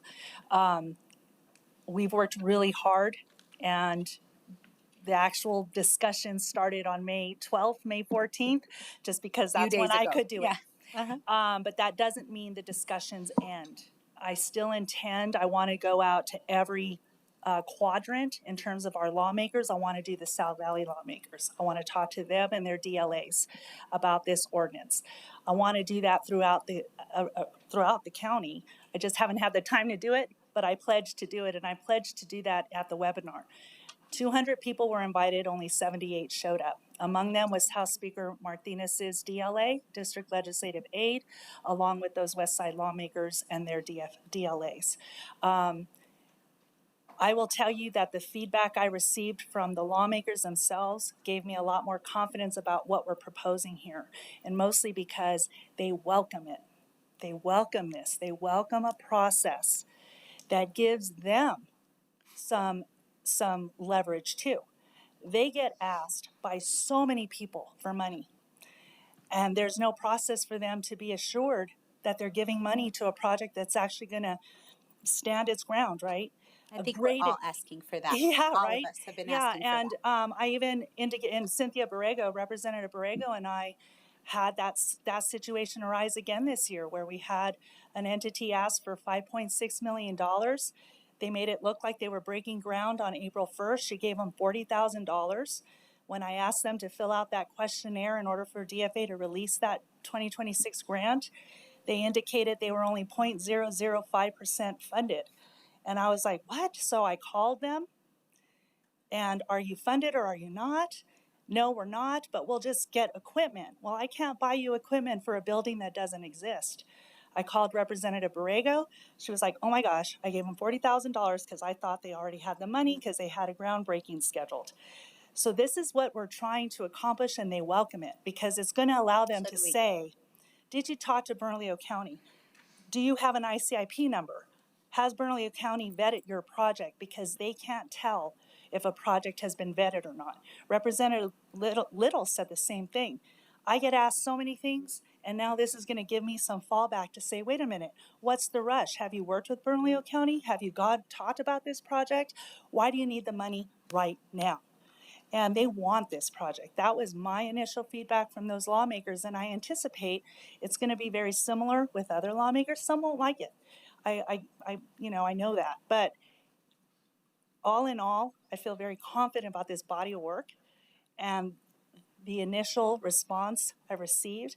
I also did mention to our nonprofit partners that this is introduced and it has a 30-day public comment period. So they can send us that feedback, write us those emails, and let's look at what they're saying. Unfortunately, that's the best way we can do it because of my time constraints. I just couldn't get to this in January, for example, because we were still working on it all the way through May 18th. So. Madam Chair, if I may just clarify. So I think what we could do to address some of the concerns of the commission, which are very valid concerns, right, about just having that outreach. There can always be more outreach, right? I mean, because there's always going to be groups, folks that don't hear about it, that don't, can't make it, whatever it may be. I think we could give some direction when this moves to passage and even now kind of informally, that the commission wants to prioritize that kind of outreach, and maybe it needs to be a couple of smaller groups, focused groups, as Ms. Court's already suggested, South Valley lawmakers, East Side lawmakers, but also with the nonprofits and all the kind of stakeholders here. I think we can give that direction and keep this moving forward. But I also just want to say, it's kind of a cart before the horse, chicken egg thing here, right? If you don't have a policy, it's kind of hard to talk about a policy. I mean, there is now a proposed policy, so we're close. There is something to talk about. But I think that we can offer that direction, and also I think we need to, I don't know if it's in here, I don't think it is, formally say in here that, whatever we want to say, these provisions will not apply until 2028. I think we do need to be clear so that there's not that confusion of, hey, we said, everybody agreed that it would go into effect 2028 for that portion, but the law doesn't actually say that. So I think there's a few things that we can do to clean that up and make sure that everybody has a higher level of comfort with it. And I don't think that delays the implementation or erodes the value. Thank you. Vice Chair Baca. Thank you, Chair. I think we're all in favor of this, something like this going forward, but I definitely share the concern expressed about engaging with the nonprofits about this, and as much and perhaps more so engaging with our legislators about that. In my district, I know my legislators, I don't know anybody else's legislators, but I would tell you in my district, we have a highly effective group of legislators that bring in hundreds of millions of dollars to Bernalillo County that I'm aware of in the last couple of years with major projects, roadway project, hundreds of millions of dollars. Just today, I think it was, I had a conversation with the neighborhood association president who was talking to a particular state senator about priorities, and we weren't talking about this process or program, but the conversation, as I understand it, went to who decides on the priority for this particular project. And this legislator made the comment that, well, the county doesn't just make that decision. It's the legislator, because we're the one that appropriates the money. That's a valid perspective. That's an extremely valid perspective, that they get the request for money. They decide whether they want to chip in $10,000, $5 million, or they have wherewithal to go to the agencies and embed $100 million into it. So I think that is a huge mistake. And I'm not one that's going to want to talk to my legislators and tell them, this is the ordinance, now you need to follow it, without really engaging with them in a really deep-seated conversation where we listen to them and get their feedback. I think ultimately they will agree that some process like this is beneficial, but I don't think it needs to be fast-tracked, and I think that's why I suggested the 2028 implementation. I would suggest that if we introduce it tonight, that's great, but I would say that we put it out 90 days or 120 days for us to have some of these conversations with the nonprofits and with our legislators. And I'll give you some other reasons for that. Number one, we just talked about a program that's going to do an evaluation of our infrastructure, our assets. that's going to take about 9 months. I'd like to see how that data looks like. I'd like to see what that data looks like before we start talking about that. We also talked about a program that we approved a couple of weeks ago regarding to our buildings. We're going to do the same thing with the 145 buildings that we own. We hired a contract to go out and look at those 145 buildings, structures, and determine what sort of needs they have. Also, we talked about a portal. That sounds great. I love portals. Portals are great, and we're in the process of developing it, but it's not complete yet. We don't know how it's all going to roll out. But also, we're talking about the state doing a portal. We also talked about House Bill 247 and how that's going to implement, what regulations are going to follow and flow from that statutory change. So there's lots of changes, lots of moving parts that I just don't see any reason to fast track this until we get that data. We have these conversations with our legislators, have these conversations with our nonprofits, and probably most importantly, have these conversations with our constituents, with our neighborhood association, that the people that I take direction from is the people that call me and email me and whose meetings I attend. So I think this is ultimately a good idea and we're moving in the right direction. I just don't see any need to fast track it. There's so much information out there to be gained and there's so many moving parts. I do have some specific questions. I actually have a lot of questions about the verbiage here. I looked just briefly at Commissioner Baca's comments as well. I think there's a lot of, wordsmithing and rewriting that could be done. And so my recommendation is that we go forward, but we give ourselves some time. I would say at least 120 days to go out and talk to the community, talk to our legislators, talk to nonprofits before we finalize this ordinance. So that would be my take on it. Thank you, Vice Chair. I had a comment too. Did you want to say something? I'll wait till after you, Chair. Okay, yeah, I just, and I probably should have spent more time looking at this, so I do probably want to get a deeper briefing with you and whoever else. But I actually don't have the same concerns, so there may be a broad amount of concerns because I do think that every legislator I know wants this, and I think we absolutely need it because they don't have any direction. I do think we need to charge admin fees because we need to be able to do this, and we need to be able to hire more people so we can actually do it effectively. Because I know guaranteed 100% that our state, our county relies on our nonprofits because we cannot provide all the services needed. They are part of our social safety net that our communities rely on. So the part I'm more worried about is the idea that someone will be vetting things before we get to see them and vetting things that legislators are hoping. So they're vetting, there might be a time that we don't get something because of this so-called vetting process that I walked into the commission where there's been a lot of times that things have been vetted to not be seen by us. And I don't trust that process, just to be honest, that it's not unbiased or that's not based on relationships or whatever else. I think what I was hoping, my biggest hope was this coming out of this improvement ordinance would be that we had a mechanism that everybody could understand, clear, and know our process. I think we can run it and with the advice from our partners, but I am mostly worried about that. I don't think we have a good history of treating nonprofits as true partners. I think we're often very transactional, like we do this thing, we give you money, you have to report back to us, but we're not thinking of them as true partners. And I worry that I don't, any of this, and I want to be honest that I haven't gone into depth, so I'm not trying to be critical. Maybe that's what I just need is a more in-depth briefing of it. But it feels like it's making more burden on the nonprofits and not less burden. I want them to be clear of what can get through and what can't, so we're not wasting time.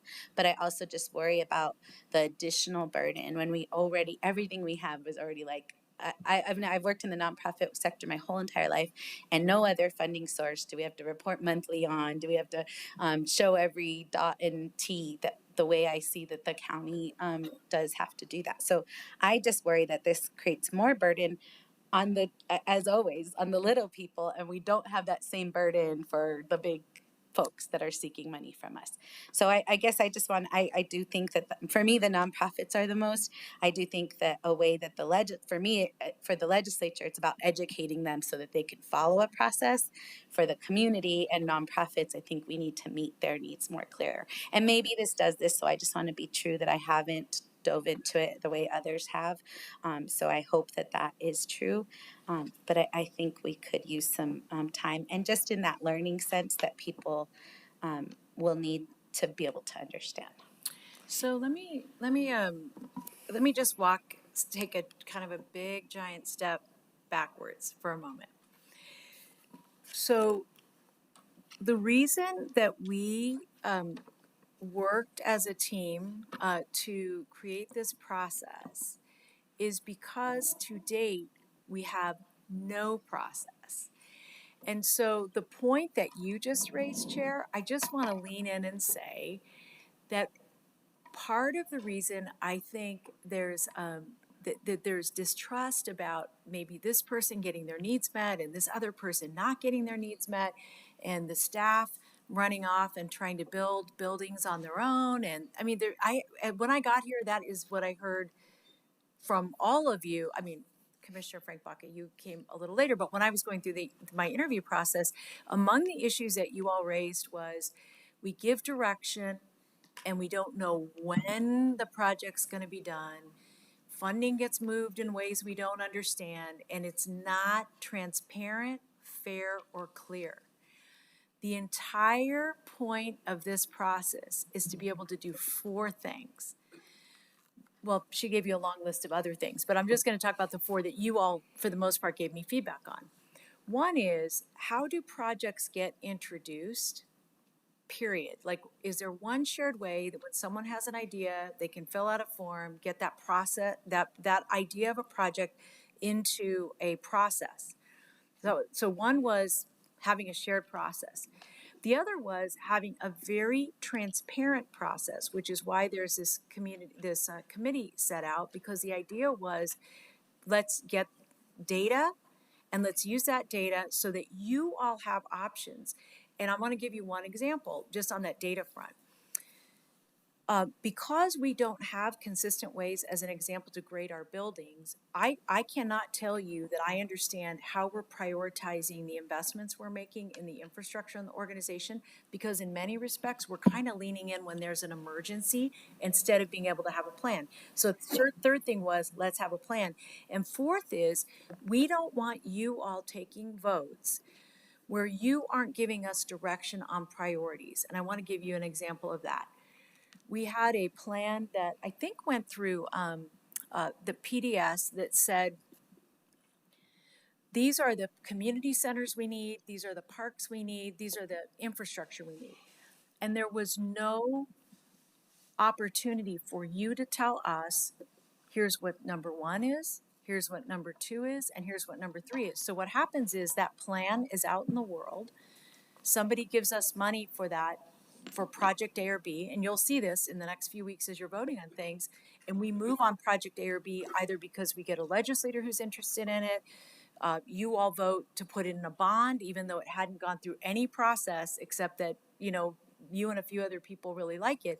And what we're trying to do is give you all the information, and including the portal and pulling all this information together so that you ultimately are making the decisions around the thing that you have told me you are most interested in outside of high level policy is budget and what we're investing in, because that's the highest reflection of your values as a governing body.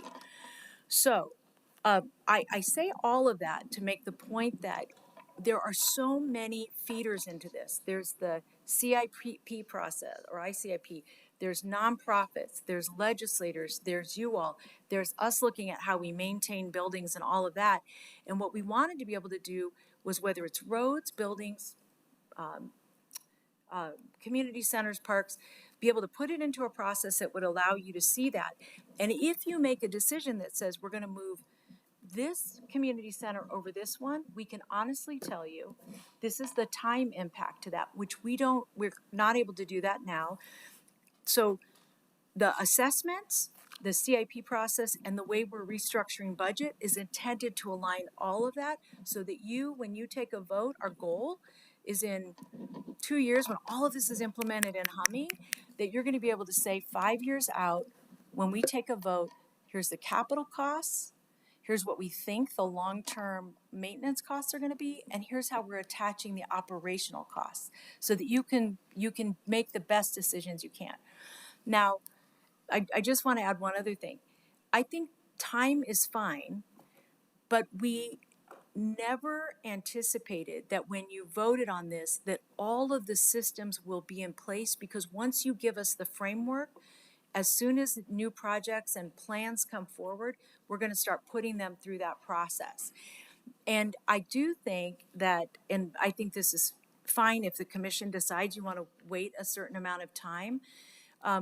At some point, I will say that the importance for us of the direction is it allows us as an institution to start lining up the systems that will feed into this, including even how we bring you plans and master plans. It's why actually the staff, I heard the word master plan, and I just am having a flashback of a 1-hour meeting about what a master plan is. I don't want to relive that.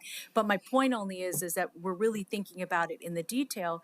So to your really important point, Chair, we're responding to the direction you gave us, which is make it fair, make it clear, and make it transparent, which it absolutely is not right now.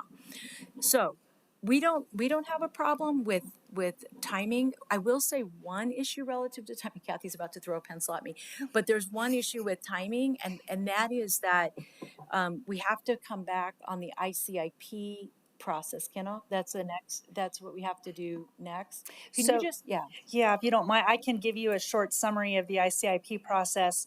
Annually, we're statutorily obligated to provide our full list of projects to DFA along with the resolution in order to look for capital outlay funding in the following legislative session. So that deadline is July 1st.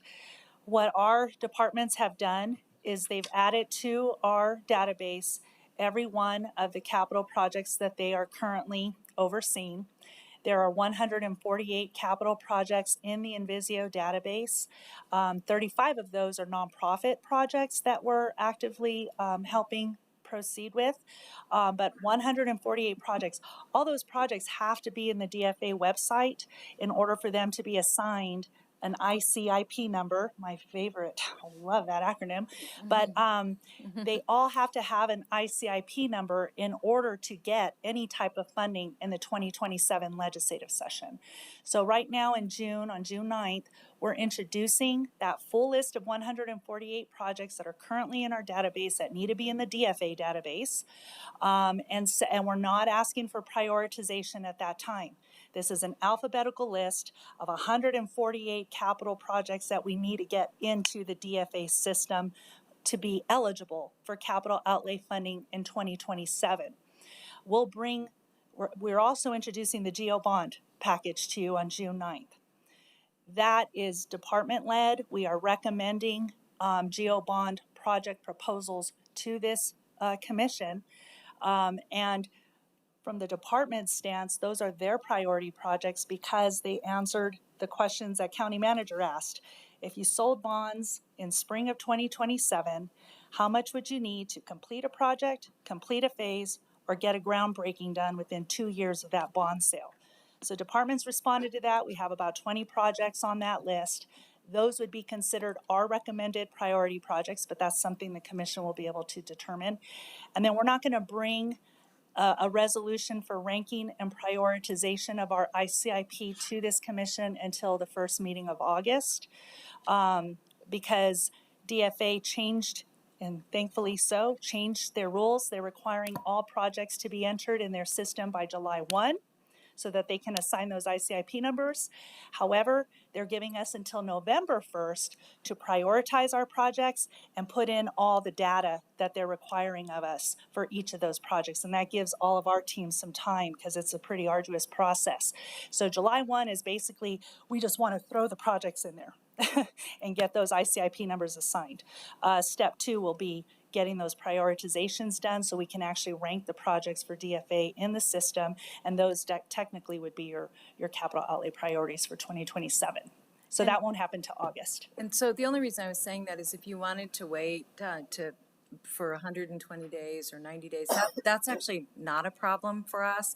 But and one of the things we'd want to do is do briefings with all of you again, and also, finish these meetings. So it's not a problem.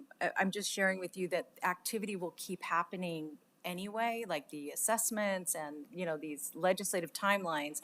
So they're disconnected now. They're all on different tracks, but our goal is to start merging those tracks as quickly as possible. Thank you. Yes, Chair, Commissioner Barbaca and then Commissioner Olivas. Well, I think you're hearing from many of us that I think more time is needed. So I don't know if we need a motion for Commissioner Frank Baca 120 days or not, but I just have to say I'm a little frustrated because you say there are 20 GeoBond projects that you're bringing forward June 9th, and I haven't seen them yet. And there's over, 100 and some ICIP projects that also are coming up June 9th? July 1st. That are due July 1st. And again, I haven't seen that. So my concern is that we're racing to apply new rules, which I applaud. I think we do need new rules. I think we all, but I do feel that we need to include our nonprofit partners, as you've heard from many of us up here in that discussion. So I think we will proceed on our process because we have to meet those deadlines for ICIP for the state, et cetera, that we would have done without these new rules, and proceed parallel with tweaking and integrating more of the comments that I think that the commission has provided to you, because I just got this in my little packet of how you have incorporated my comments, and some of them are simply saying not necessary, and I want to know why, or that there are certain things that there's more dialogue needed, is what I'm trying to say. And so if you have no problem with that, how do we proceed on? I don't know if it's a deferral or if we give direction that we need 120 days to do these conversations with our nonprofit partners, which I think would be very valuable. Let them see if they can accomplish these rules, and our legislators. I have a real problem with one of the statements in here that we're just simply going to tell a powerful legislator no, because they're not, if they want to appropriate funding for a project that doesn't meet our new rules, and they didn't know that, we're going to have a lot of trouble with those appropriators. I know that they also want us to spend money more quickly, and we want to educate our legislators, and it doesn't help us to get $40,000 for a project in Cynthia Borrego's district that really costs $5 million. And she knows that, but obviously there was a disconnect in the communication there somehow. But that's just one legislator. So I think more conversation, I'm in favor of moving forward on our ICIP and GeoBond program and having those deep dives into what our priorities are, because I haven't been able to give you my priorities, for example, yet. And that's coming. I mean, Sunday is June 1st, right? Mm-hmm. So that, or Monday is June 1st, that's right. June 2nd is coming right up on Tuesday. Yeah. Yeah. So is there, I don't know, the sponsor, maybe you have an idea about some kind of extension for that dialogue. Thank you. Thank you, Madam Chair. So, I'm wondering, just thinking of the second meeting in August, trying to listen to everybody's comments up here. For me personally, 180 days or 120 days, that's like half a year. That's a really long time for a problem that has vexed this county way before any of us got here.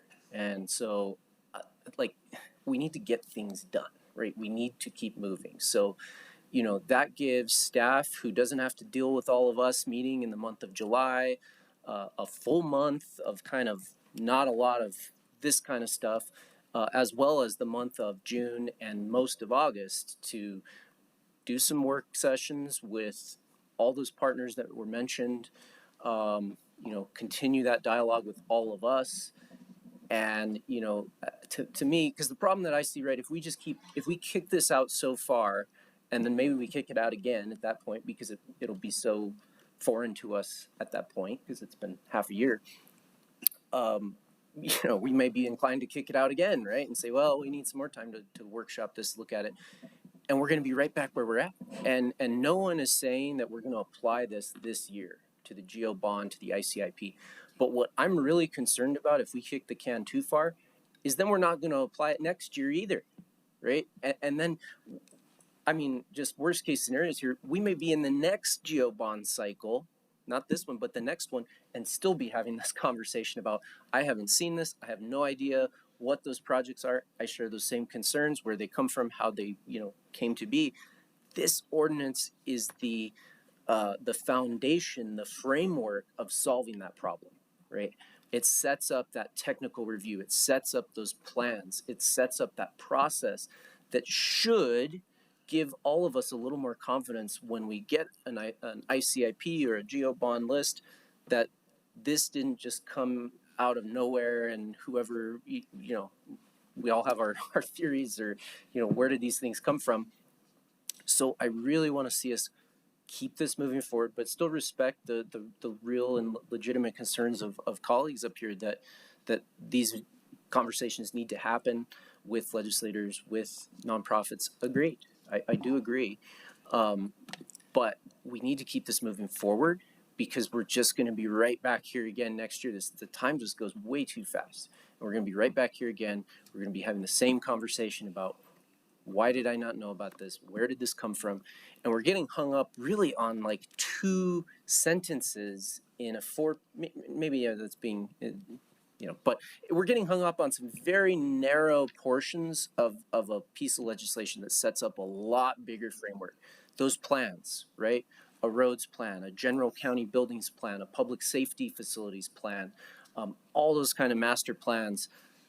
Those are set up in here. This technical evaluation committee, those are set up in here. The timelines for all this stuff, like putting us on a timeline that doesn't have us rushing where we're having to say, well, it's July 1st, so we have to pass it in June, otherwise we won't get any money. It moves those timelines so that we have more time and the public has more time. So there's a lot of really important things in here that no one has talked about because I think they're good changes, so no one has a problem with them. So we're getting hung up on just a couple of things that probably do need some work. Not going to disagree with that, but I think we can do both. I think we can move this forward with a slight delay and at the same time have those conversations, get ourselves in those rooms with our staff and keep this moving forward. So my ask or I guess my, we're doing introduction tonight, so I guess the motion would be to move introduction and final adoption at the second meeting in August.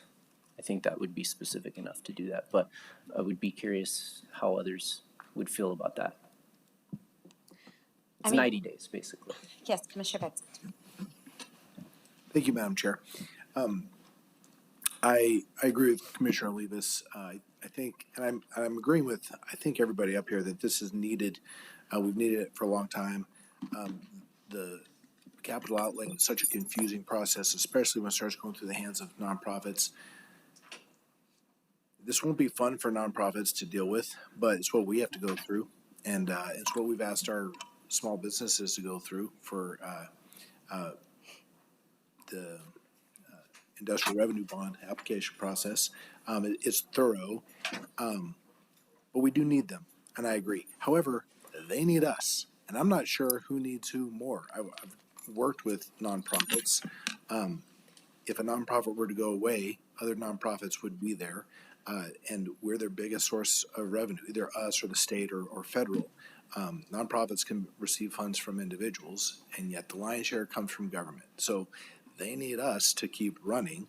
We need them to do the services that we can't do. So I think asking them to come on board with this is fine. And what's good for the goose is good for the gander.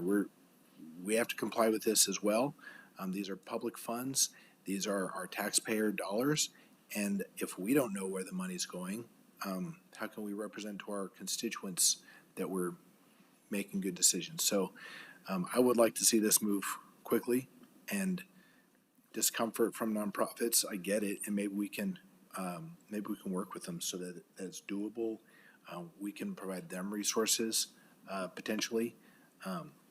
But then the strain that this has been for us, I want to hear more about that. I know it's hard to define how much effort we have to put into this acting as fiscal agent. 5%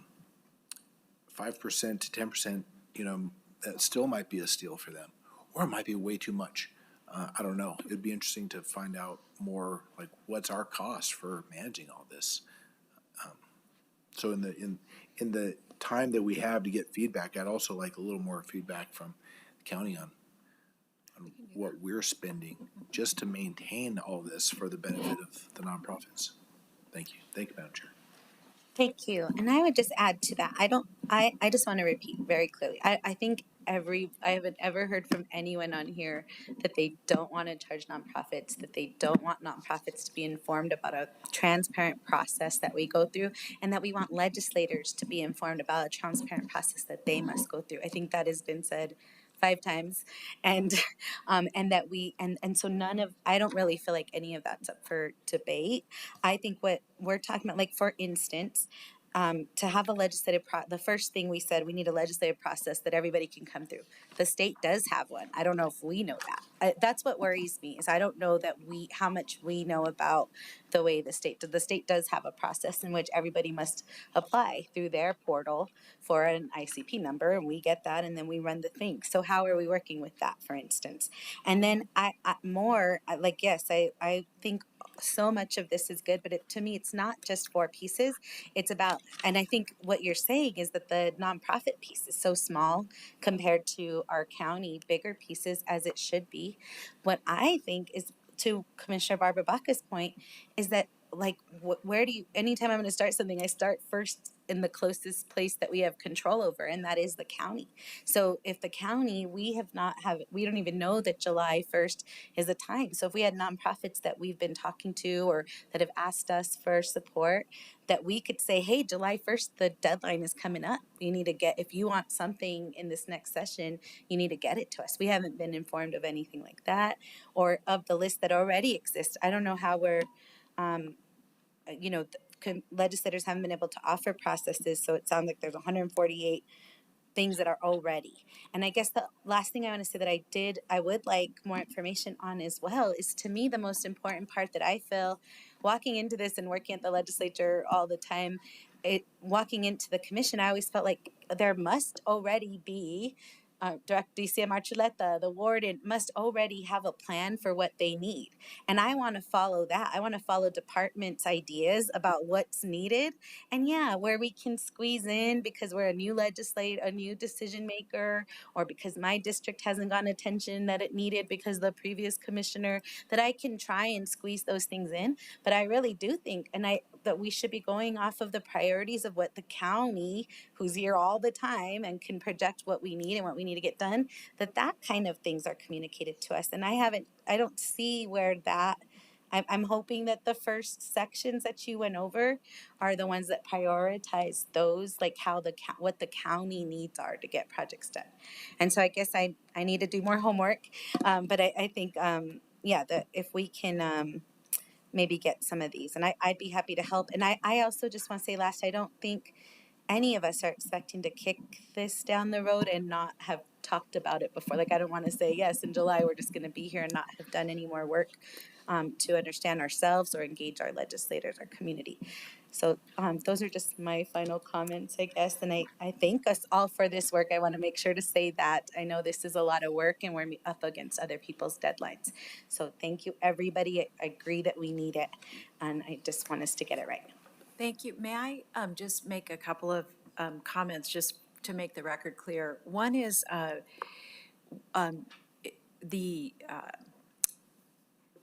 Kathy in particular has worked very, very closely with DFA. So we have been checking in with them in part because we do want to align the processes so we're not making more work for nonprofits. And just to say this as an example, We have changed our affordable housing forms to match exactly the state, so we can accept their form, and we only add a couple questions because we understand we do not want people wasting money or time. So I wanted to say that. The second is, as it relates to the GO bond, discussion, our goal was to actually hear it, I think we're moving back and forth kind of quickly, but to hear it on the 23rd so that we could do a workshop with you prior to that. And Julie is working on scheduling that with all of you. The last thing I want to say is that if the commission could allow a report back in August, I do think that it's such a big project, and, you know, we had a workshop on this project. We did offer briefings, we've talked to you all, and what I really recognize, I just want to say this out loud, it is big, it is complicated, and it is new. So having said all that, if we were allowed to come back to you in August, we could report out on our updates in terms of our communication, and once again, offer one-on-one briefings for everybody so that we can walk you through that process. And I do want to say, Chair, how much I appreciate the last thing you just said about the staff's priorities, because what the point of that is to be super transparent as early as we can be on what those priorities are. So if we could have the opportunity to come back in August, I think that would be beneficial, because at the very least, we'd have a report back, we'd keep those timelines. We will make a commitment to offer another briefing to you, as we did before this meeting, that will follow up on the workshop that we had, and then also be able to answer some of the questions and feedback that we've gotten from all of you, and be able to give you updates on the outreach that's been completed. Madam Chair. Yes, I believe like to- Commissioner Frank Baca had a comment on that. Okay, I'd like to make a motion. Thank you, Madam Chair. So if it's going to be a report back in August and not just for approval, I would support that, because in July, most of us are gone for vacation, right? This staff is going to be here to some extent. Most people take vacation. Most of the nonprofits the neighborhood associations I work with don't meet in July.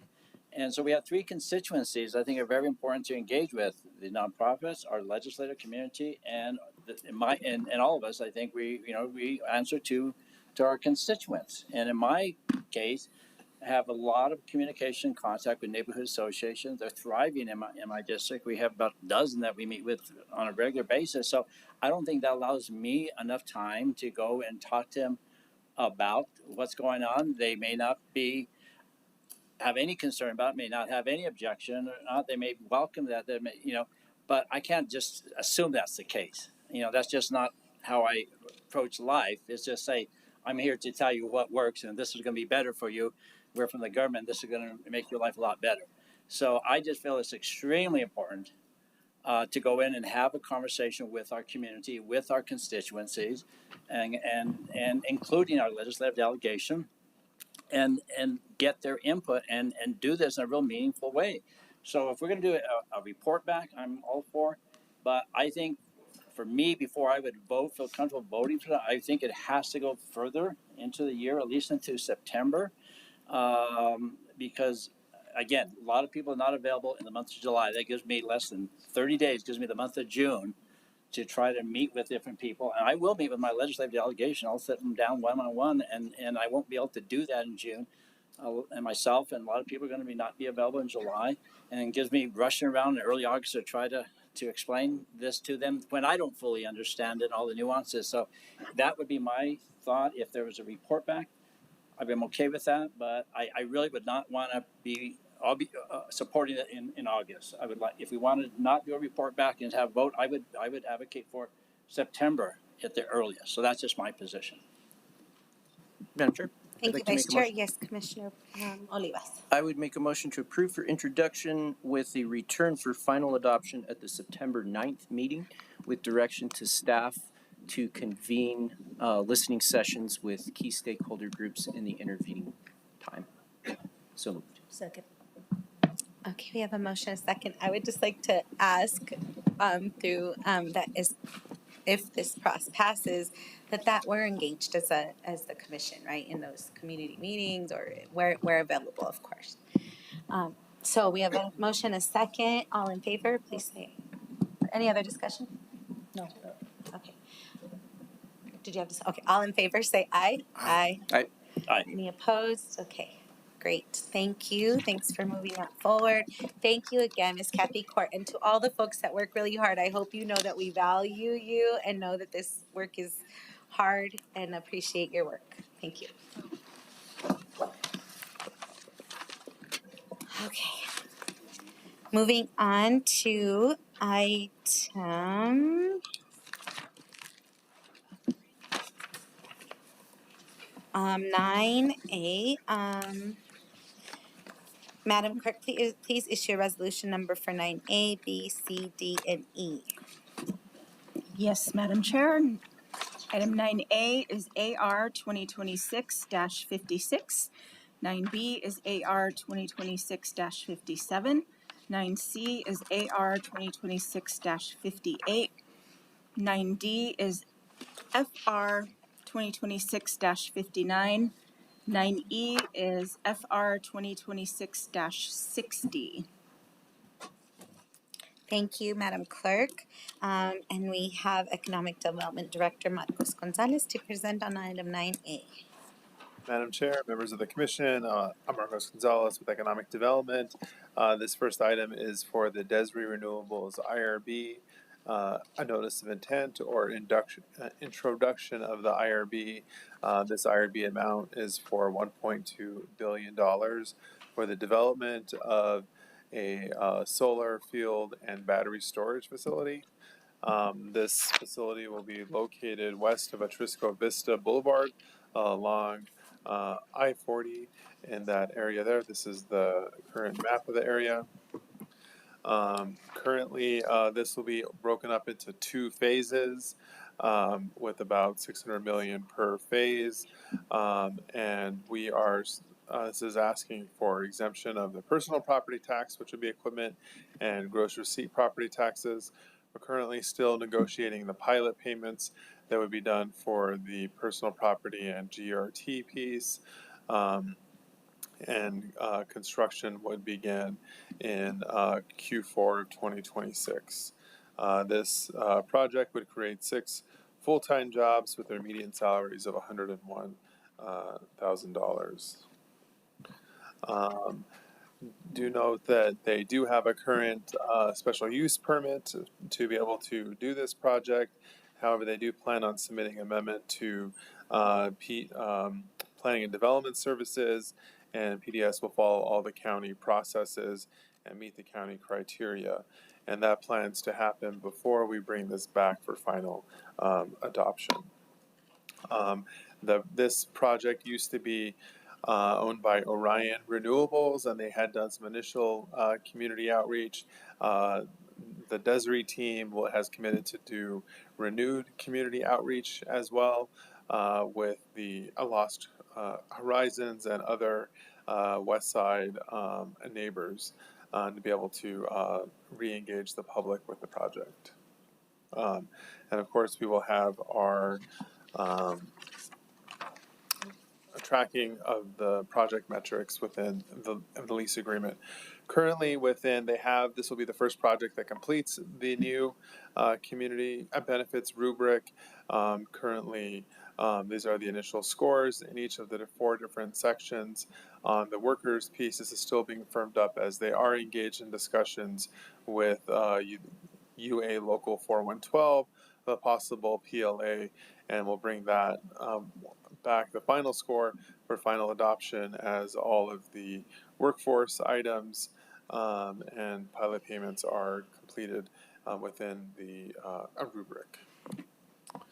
And then once again, an IRB is an economic development tool that's used for partial tax exemption, or what's the community's tax investment into the project. Without the IRB, the project would not be able to be made possible. And with that, I'll stand for questions. Also note that Owen Hurd from Desiree and Nate Runyon, their bond counsel, are here tonight and are available for any questions as well. Thank you. May I just add two items? One is, in addition to Lost Horizons, we'll be working with West Kona, and I'm really looking forward to participating in those meetings with our partners. And I also just wanted to ask if they wouldn't mind coming up and just introducing themselves. Welcome. Welcome. Nate, you too. All right. Good evening, County Chair, Commissioners, staff members. My name is Owen Hurd. I'm a Senior Director with Desiree. This is Nate Runyon. And I'm Nate Runyon with the law firm. I'm partner with the law firm Holland and Hart.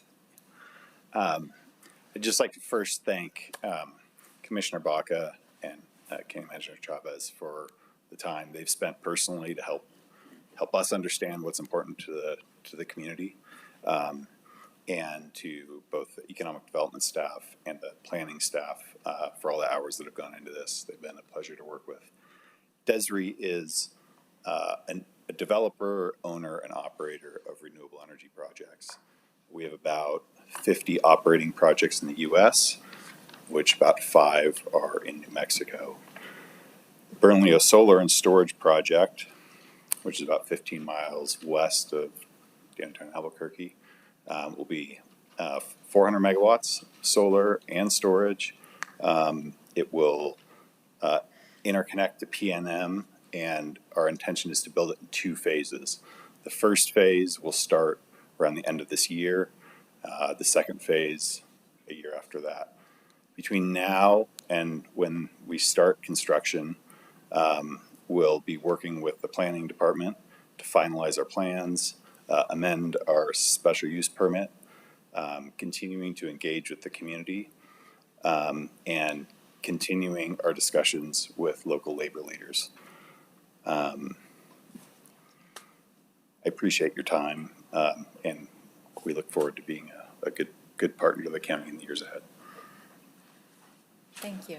Thank you. Commissioner Barbara Baca. Thank you, Madam Chair. Thank you, Director Gonzalez and County Manager. And gentlemen, thank you so much for being here today, for being interested in Bernalillo County.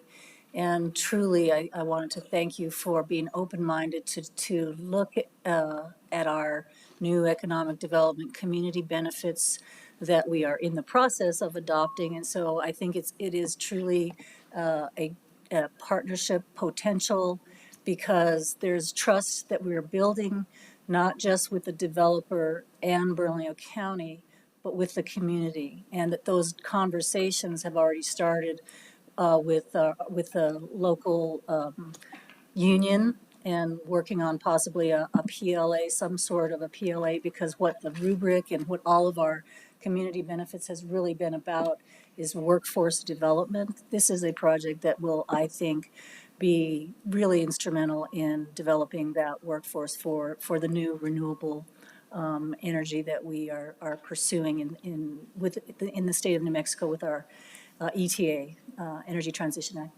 So I wanted to thank you for that.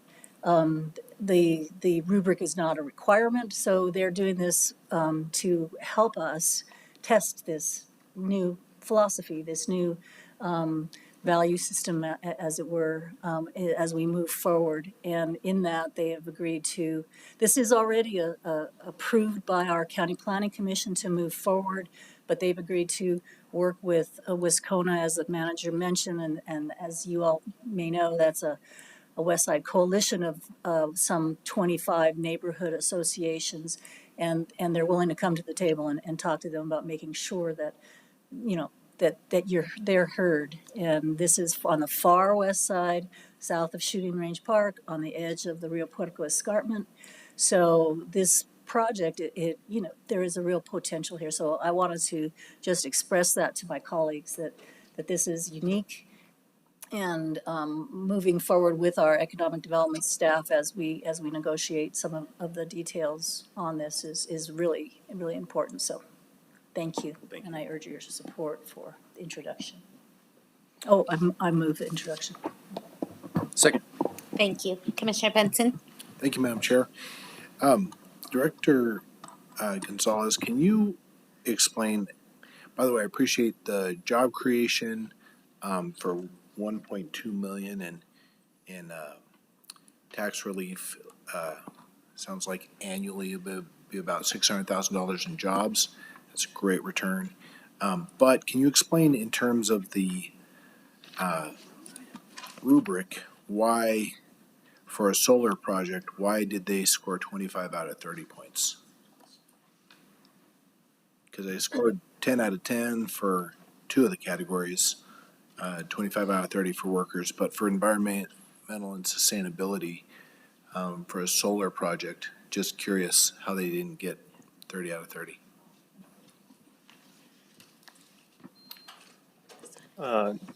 Madam Chair and Commissioner Benson, there was just a few points that they had missed on getting out of the 30 out of 30. I'll have to actually go look at their actual rubric that they submitted and give it.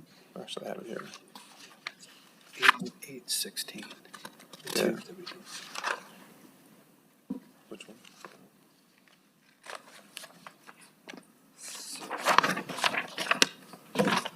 This one, the contribution. 8. No, that's not. It's on the chart.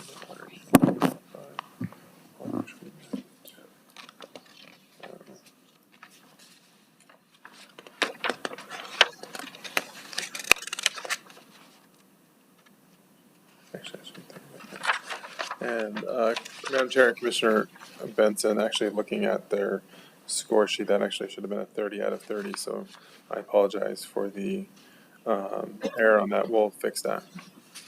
Great.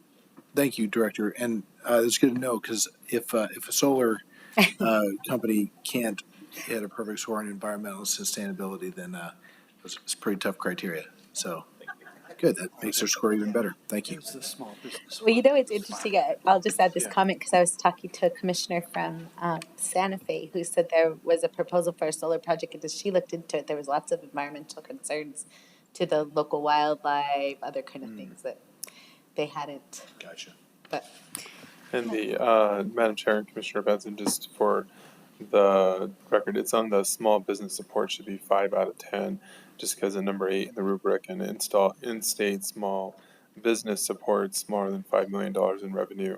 They're able to contribute to. They're not going to be able to meet that criteria there, but they do plan on having a procurement plan. So with that, they only received 5 points out of that. So that should be 5 out of 10, and the environment sustainability should be 30 out of 30. And one more note as well, in the agenda, it is missing a few zeros. It says 1.2 million, and it should read 1.2 billion. Little difference there. Oh, with a B? billion. Yes. Private Okay. investment. So 600,000 was half. Much bigger. Okay. And one last point as well, Madam Chair, is we did include an article from this morning's journal about Desiree's other project in the Four Corners area, repurposing the coal plant that was there is now being solar and battery storage as well. So there's some additional homework for y'all. It's exciting. Yes, Commissioner Olivas. Thank you, Madam Chair. Yeah, thank you. I support this. I support this project. You know, I think that New Mexico, right now we're the second energy producing state in oil and gas. And I think we could easily be the number one energy producing state in a totally different resource, right? Solar, renewable energy, if you put wind in there. And what I also like about this, you know, that we've heard from some of the other counties where they've done a lot of the wind farms and stuff like that, is that most of that is exported out of state, California, Arizona, Texas. And it sounds like you'll be working with PNM, so that means that you know, this will be staying here, helping keep our rates more affordable, more predictable, more reliable. So I really appreciate that this will be, you know, I know energy can't necessarily stay local, but it will as much as possible. And then these are really just questions for my own education. We have a solar project that's not in the county, so it has nothing to do with us, but out in my district that's in another county, where there's been a lot of statements made about fire risk of batteries, and the other talking point that I've heard has been about PFAS, like that the panels have environmental contaminants in them? I don't mean to put you on the spot at all, but can you speak to those at all? Like any there for those things? Yeah, we often hear concerns about fire risk for batteries. There's been really only a small handful of incidents, but there were very public ones. There was one in kind of Central California that was a big one. Like a lot of things, the technology has advanced a lot. So those initial batteries were inside, and so like nowadays everything is kind of containerized. It's outside, and so there's just very, very little of any risk. And we also spend time with all the local fire departments, so that everybody knows how to access the facility. And but yeah, we've gotten that before, but that's really a function of kind of how batteries were developed in the early days. Very good, very good. I was just curious. And any comment on any need for like remediation of sites or contaminants that are emerging in these devices? Is that a thing? Yeah, I'm not sure. That may come down to what type of panel you use, and so that's something we would avoid. We do have requirements though to restore the site to its original condition. That's both under our lease and under, I believe, both our county and our state permits. So yeah. Great. That's fantastic, Bill. Thank you. Thank you, Commissioner Olivas. Any other questions? We have a motion in a second. All in favor, please say aye. Aye. Aye. Okay, you have approval. Thank you.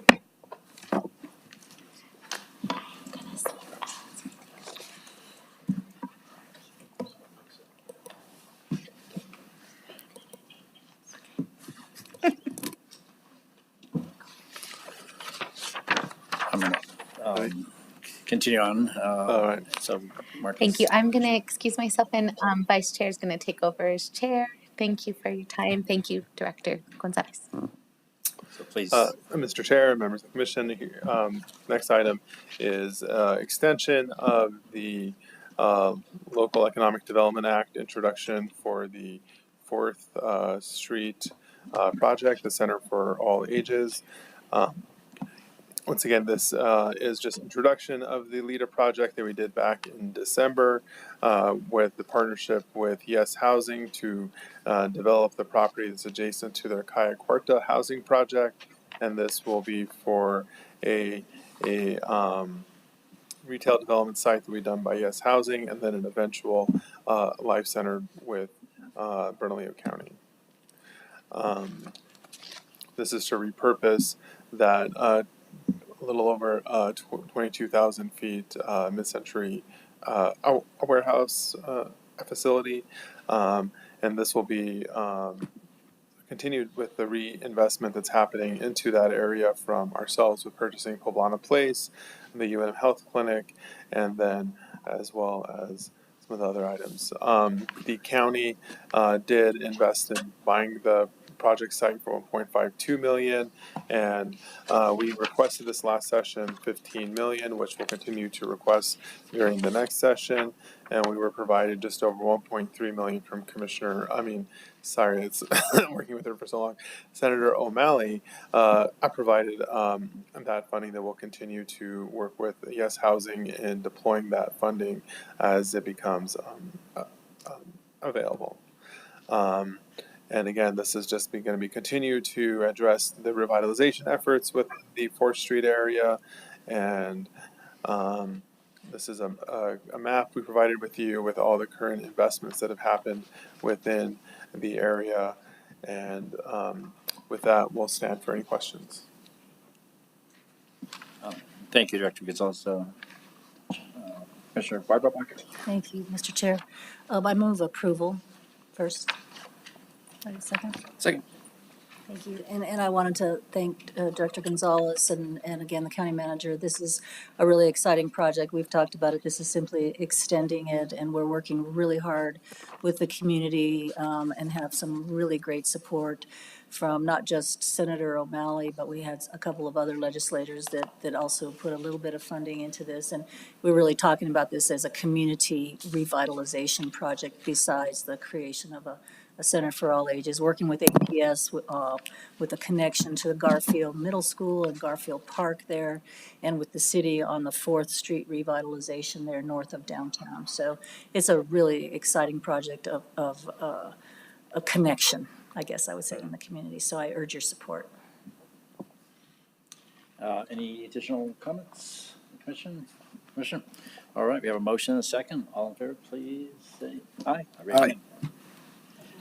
Approved unanimously. Thank you. The next item, I believe, is 9C, Fire and Rescue Updated 2026 Open Burn Ban Final Approving, and I see Chief Lardy approaching.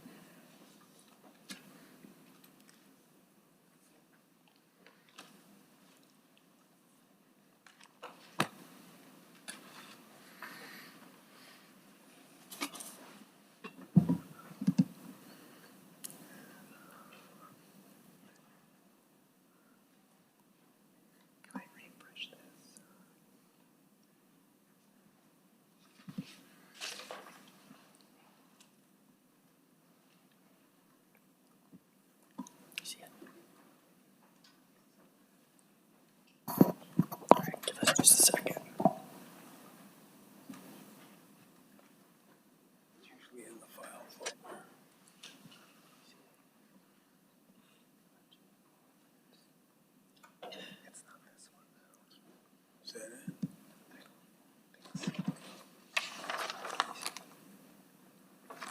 That's it. Okay. All right, I think we got it. Mr. Chair, Commissioners, thank you for having us this evening. My name is Zach Lardy. I'm the Fire Chief here at Bernalillo County Fire and Rescue. What the resolution before you is what we talked about last commission meeting, where we've identified a significant risk within the county, and that risk persists despite the fact that we've had a couple of rain events. They just haven't resolved the ongoing and what is defined as a severe drought in the metro area. So we made a couple of changes to the resolution after the last commission meeting, and after we've evaluated the impact of the recent weather impacts. Our ask, as far as the changes are concerned, are a couple of modifications. Number one is to extend this ban on open burning within the unincorporated areas of Bernalillo County for the next 90 days. We want this to run out for the full 90 days unless it is suspended or terminated, and we'll talk about that in a couple of bullets. This ban, the intent of this ban is to eliminate the risk associated with open fires, campfires, and smoking in the unincorporated areas around the county. The second change that we made to the initial resolution is to authorize the Bernalillo County Fire Chief to suspend or terminate this resolution in the event of significant and sustained improvement in fire weather within the county. Again, it's notoriously difficult to predict the weather, but we wanted to give ourselves the option to, if in fact we do have an improvement in the weather and fire weather, be able to walk this ban back, either suspending it or canceling it altogether. This will happen in concurrence with the county manager. All right, to get a little background here and to get us all back up to speed on where we were as it relates to specifically to this ban, the ask here is driven primarily by the lack of snowpack that exists in New Mexico. The northern mountains got a historically low snowpack level this year over the winter, and that is translated to this historic level of fire risk within our communities. And so we feel like most prudent and the safest approach is for us to ban open burning across the county, pending what we hope will be an increased monsoon season this year. What we've seen up till now is we saw a pretty significant uptick in our fire activity through the month of March, which is relatively abnormal for us, to the point where it started to cause alarm. That is improved on some level through the month of May, but it definitely hasn't resolved, and we have a persistent risk for fire within the metro area. The conditions meet the extreme or severe drought criteria as required by the code and the law in New Mexico. They're fulfilling this declaration requirement. So our goal is to reduce the risk of human-caused ignitions here. By restricting the open burning within Bernalillo County, we're hoping that we're communicating to the public really clearly that the risk exists and that is persistent and ongoing. We're continuing to monitor that risk on a daily basis with our partners with the Office of Emergency Management. Standing up here today is our Director of Emergency Management, Tom Wamsley, and he's been really instrumental in making sure that we have a daily update of the weather conditions that drive the fire risk within the county. The goal of this ban, though, is to prohibit open fires, campfires, and outdoor smoking within Bernalillo County. It limits preventable fires within high-risk areas, including the Bosque and the South Valley, where our incident numbers have been increasing throughout the wildfire season this year, which is historically earlier than we've seen it in the past. And our hope is that this preserves fire and rescue's capacity to continue to monitor the situation and continue to reduce the risk of those avoidable fire incidents, which primarily are driven by human-caused ignitions. And again, the goal is protecting life and property within Bernalillo County, and also the agricultural sustainability of the county at large. With that, I'll stand for any questions. Thank you, Chief. Commissioner Lewis? Mr. Chair, I would move approval. Second. Second. Was a comment? Yes. Commissioner Benson. Thank you, Mr. Chair. Chief, what would be the standard or the criteria that would cause you to, with the county manager's help, to remove this ban? Mr. Chair, Commissioner Benson, that's a great question. So what we want to see is a sustained improvement. We monitor a metric called ERC, or energy release component, and what this looks at is the amount of energy that would be released if a fuel was to catch fire, and we're really looking at the fuel moisture content, and that over time. What we want to see is a sustainable increase. We track that across both the north and south region, or the western part of the county and the eastern part of the county. We want to see a sustained improvement there, and it return to essentially baseline. And that has been what we've watched over the last couple of months. It's been all over the place. We've seen historically low levels of fuel moisture content that drive this energy release component, and then we've also seen them come back up to normal, and then we've seen projections where they're going to continue to drop. It really only takes a couple of days of really low humidity to drive that risk. To drive that risk up by driving the fuel moisture content down, and then all you really need is a spark to start that fire. And our goal is to eliminate the risk of the spark and the propagation of the fire. So what's the level? What's the level? What's the level that you're looking for? We want to see it. We want to see it in the average level. And right now it sits in the average level, but it hasn't sustained there. It's been well below the average, and then we've seen it rise a little bit above the average. We want to see it sustain in the average level. Right now, it sits in the average level, but that's continuing about the 50th percentile. So is this a subjective determination? No, it's an objective determination. The goal is we basically want to see it sit right in that 50th percentile range. When it drops well below, we see a significant increase in the risk. But are you asking about a number? Yeah, I'm just curious how you would determine when it's safe. Okay, this is probably a question that Director Walmsley might be able to help us with. Mr. Chair, Commissioner Benson. So the current numbers we're looking at for both the East Mountains and the Central region, we're coming right up to the 90th percentile. And that's when that risk really starts to jump. And the numbers are a little bit complex to I don't know, like explain. But 50% is where we like to be. That's in that kind of normal. We've seen this increase. 90 and 97% are the two big kind of threshold numbers. 97% is where that's that extreme historic number. We're approaching 90% right now.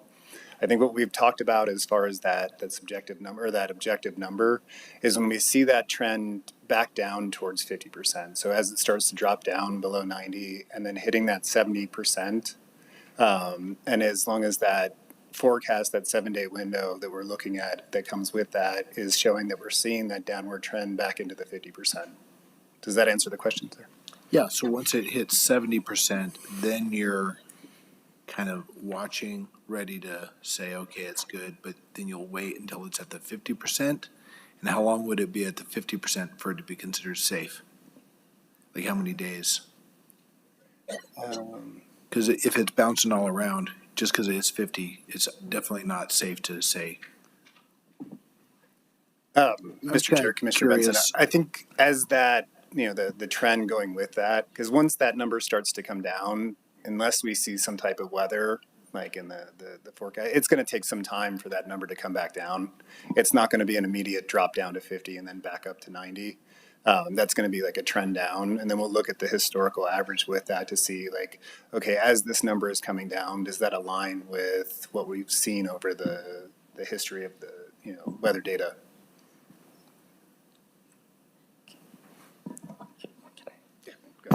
Mr. Chair, Commissioner, so I think what you're getting at is you're asking us how long we have to stay in that window. No, I trust your judgment. I just want to know what the criteria is. It's if there's criteria. We're just trying. We're waiting. We're looking for a trend where we're staying in at least the average. We haven't seen that trend. It's been all over the place, and that's why in the resolution you'll notice in the motion, we're asking for the leeway to be able to back this off if we see a sustained trend in that direction.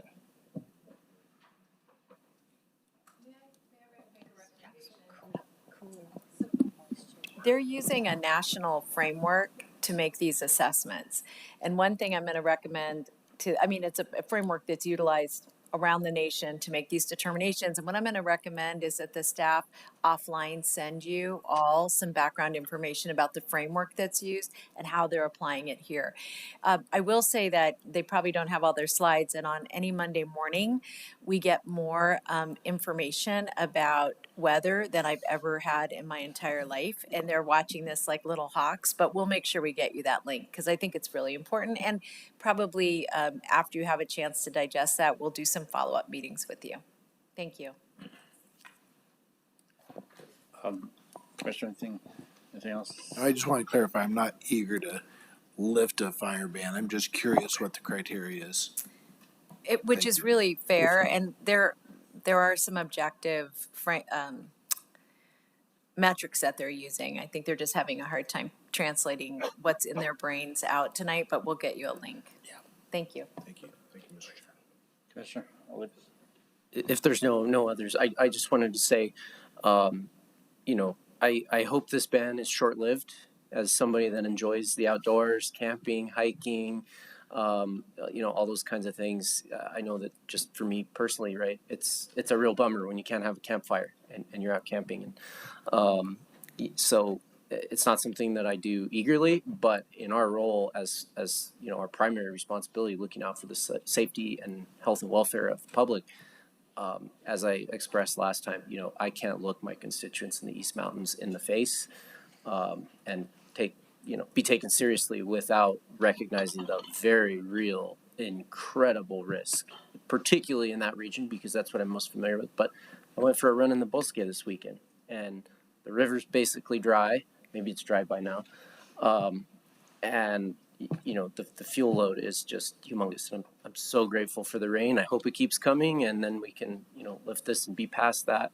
Really do hope for that, but we have to err with caution, and just given all the factors, I just think this is the responsible thing to do, the safe thing to do, and just appreciate your leadership. And you both have a really robust system for this, which I can't articulate either.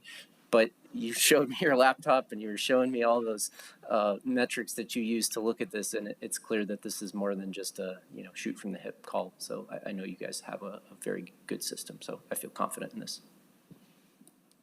Thank you. I just have one comment or question, actually, Chief, is in regards to how does the ban how does that interplay with the enforcement? What do you do differently? Mr. Chair, Commissioners, that's a great question. So, as on the enforcement side, we work in close coordination with our law enforcement partners to enforce when we have a potential violation. The goal of this ban, though, is really to communicate to the community the risk that exists right now. When that risk abates, our goal will be to walk this back and allow them the freedom to make hopefully good decisions, and to give them the information that we can give them as far as where we sit right now. But to answer your question, how does enforcement work? We have deputy fire marshals that patrol during our wildfire season. Our crews, our field operations crews on all of our units have the authority to request compliance, and then any compliance issue where a member of the public is not immediately compliant, we would then be referred to law enforcement. All right, thank you. I think we had a motion, we had a second, if I'm not mistaken. Any comments or questions? All in favor? Please say aye. Raise your hand. Aye. Passes unanimously. Thank you, Chief. Thank you. All righty, my list here. So I believe we now have 9D, which is the Behavioral Health Authority Division, Mariposa Expansion Project. I see DCM Dr. Winston up at the podium.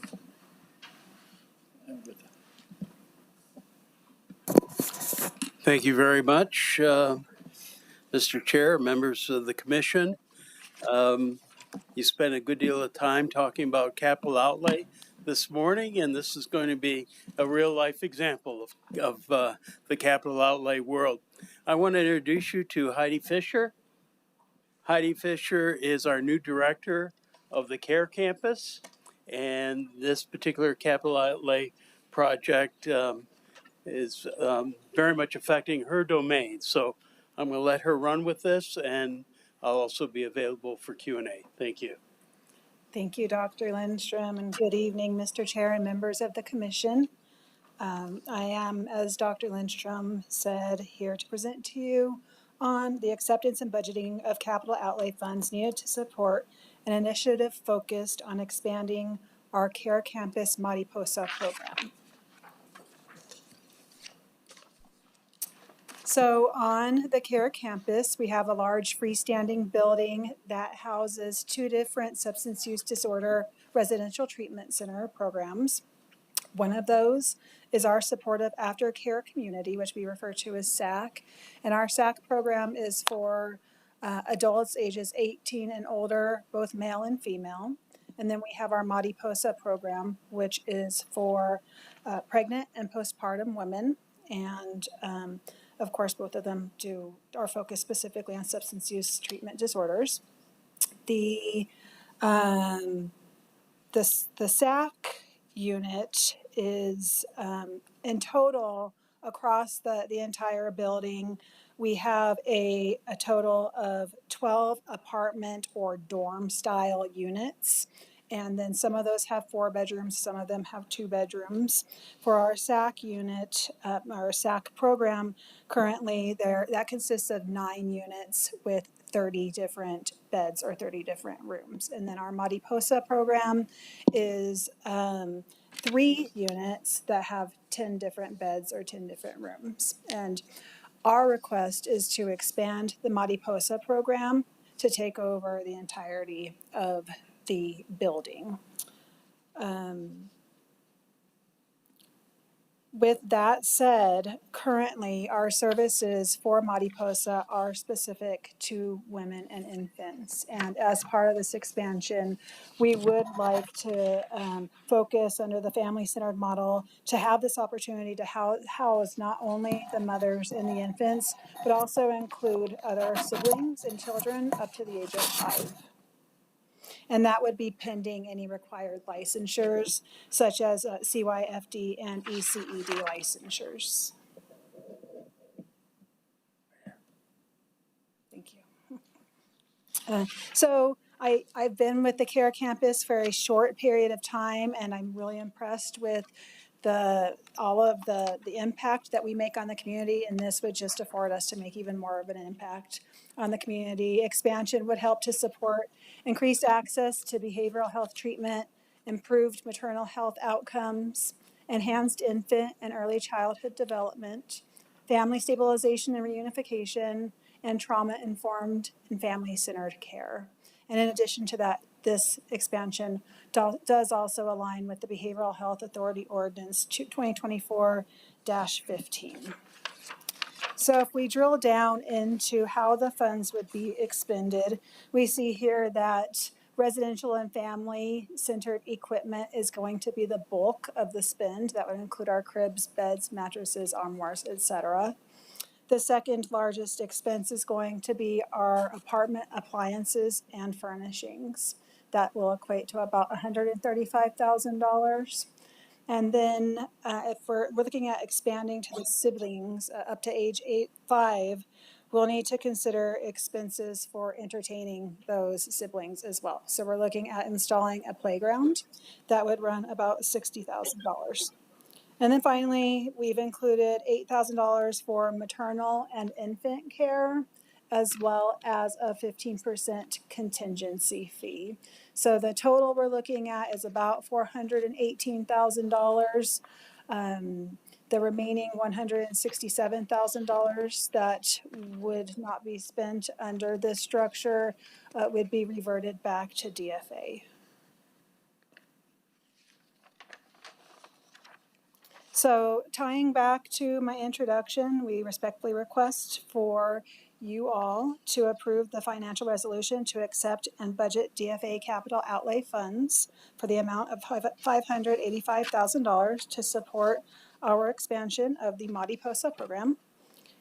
To facilitate spending these funds within the next 35 days, we are, of course, up against the wire having to do this by June 30th. So to facilitate these funds, we further request suspension of the rules as this agenda item is being fast-tracked and will not follow the standard introduction process. So with that, we thank you for your time and stand for questions.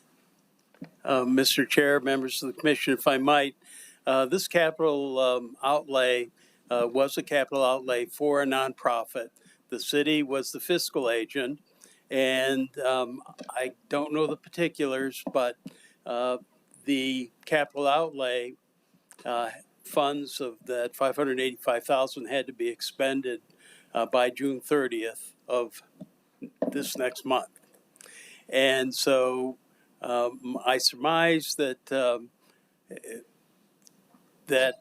there were issues about could, in fact, this money be expended. And so we were asked if we could expedite the funds And given that we had these plans to expand the Mariposa program and be able to take in other children for these oftentimes young moms who may be estranged from their families, and the only way that they can access treatment is if they have child care.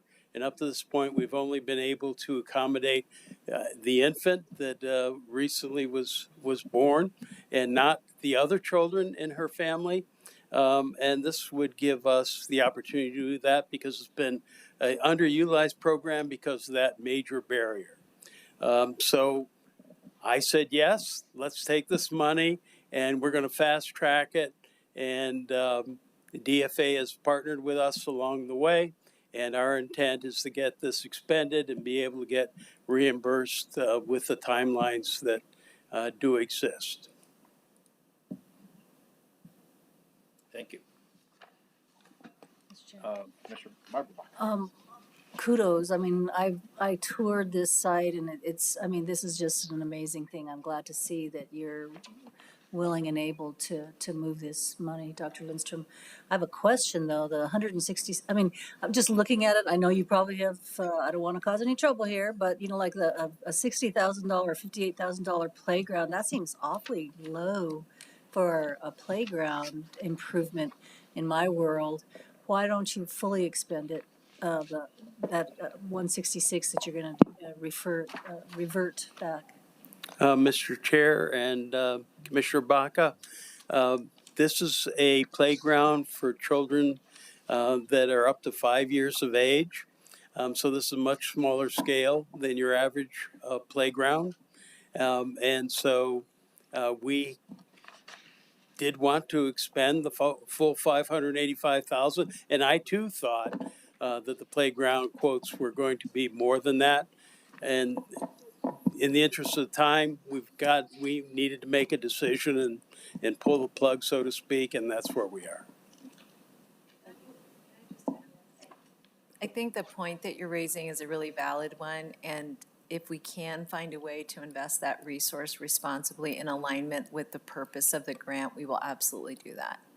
I think right now the point that that's being made by Dr. Lindstrom is that we decided to focus on this very specific program because it was intended to be focused on youth. And so there are other places in the organization, and I will assure you, I have not stopped looking. I saw that number as well. So this motion, Mr. Chair, just to follow up, so the motion will allow for that flexibility that if you can, I mean, these are all based on quotes, you say, but this motion before us will allow for the flexibility to expend it fully if you would appropriately. I'm not saying right. but well, I think if you could just incorporate that in the motion, that would allow us to look at other areas that we could also invest in youth and children. We would absolutely appreciate that. And if you leave it in my hands, we can take care of that and I'll report out to you. Oh, great. Well, in that case, I guess I will make the motion for approval with the intent of looking to fully expend this this appropriation for the purpose of youth and mothers. Because I just think that is, there's a real need, and it definitely needs some TLC, as do the mothers and children. So that would be my motion. Second. Thank you. Second, any other comments? I do have. Thank you, Mr. Chair. And I do support this, but I wanted to just make sure to clarify, you know, you mentioned that we're not actually building any new beds here. We're not building any new facilities. We're shifting our focus from sort of those, you know, it may be anybody, but basically somebody that's childless over the age of 18 to specifically these mothers. So we're really making a decision to sort of focus on one core area versus doing these two things. Is that correct? Mr. Chair, Commissioner Olivas, yes, but I want you to understand we're taking a phased approach so that we don't want to designate the entire SAC facility for the Mariposa program out of the gate because we're going to have to build up our relationship with the Milagro program, for example, at UNMH, the program at Lovelace that are the major referrers into this program. In fact, UNMH actually contributes funding to this program. So as we build it, we'll look to convert more units to Mariposa over time. We will also be examining whether or not it makes sense for us to develop a daycare center so that we can have these children appropriately cared for and have developmentally appropriate programming for them when their mother is actively engaged in the therapeutic program within Mariposa. And I might also add, we already have a playground at the CARES campus for older children as well. So that's another reason why our expense for this younger age group was less than anticipated. Thank you for clarifying that. So in other words, no one will be kicked out or anything like that. We'll allow people to matriculate through the program if they're in there and they're not in this category of patient. You know, they'll get to have their time there that they need. So, you know, I appreciate the focus and I think it's really important because, you know, this is an opportunity to not only intervene in the cycle for that mother, but the cycle for that whole family, that child. We talk a lot about, you know, we've worked together on prevention, stuff we've done with opioid funding in schools and providers and all that. So this is just another way to do that. So I appreciate you, you know, holding true to the commission's stated values on that this is a sort of one of those areas where we get, as county manager likes to say, sort of more than one item for our investment, you know, more than one outcome. But I do want to just flag that I hope we can sort of circle back with you and your department on the need for this type of housing, the SAC type model. You know, what is the need? Is there a need for that more general population? Because I know just in what I'm hearing, you know, some of the most difficult population to house and serve is like single childless men. And so, you know, are we, I realize we're making that choice, I support that choice right now, but can we give some more thought to the overall programming landscape for those other populations that might not fall in here, but still present, you know, enormous, you know, social, moral challenges for our community and our society? How do we make sure we're serving them? Mr. Chair, Commissioner Olivas, we will have more to report on that, and something else that I believe you are aware of is that we are in the process of expanding Tiny Home Village by another 18 tiny homes, which is intended to accommodate the very population you're talking about, but it falls far short of the mark in terms of needs. And between the opioid settlement funding and the SB3 Behavioral Health Reform and Investment Act, while again, not a sufficient resource to really move the needle, we'll have some other opportunities and we'll be reporting out to you some of our plans in that regard as well. Looking forward to that. Thank you as always for your answers. And to our new director, just wanted to welcome you. We haven't had a chance to meet yet, but you know, we have heard great things already. And so, you know, looking forward to your leadership there at the campus, and thanks for being here tonight. Thank you. Thank you. Unless there are any other comments or questions, we have a motion and a second as sort of as evolved. But I do understand that time is of the essence. There has to be an expenditure or a encumbrance by the end of June. So I get it. But anyway, with that proviso, all in favor, please say aye. Aye. Aye. Aye. Thank you. All opposed? Okay, passes 4-0. Thank you. Thank you. The next item, it would be, I believe, 9E. Is that correct? Yes. Budget adjustments, and Budget Policy Director Lily Kadish to present. Thank you.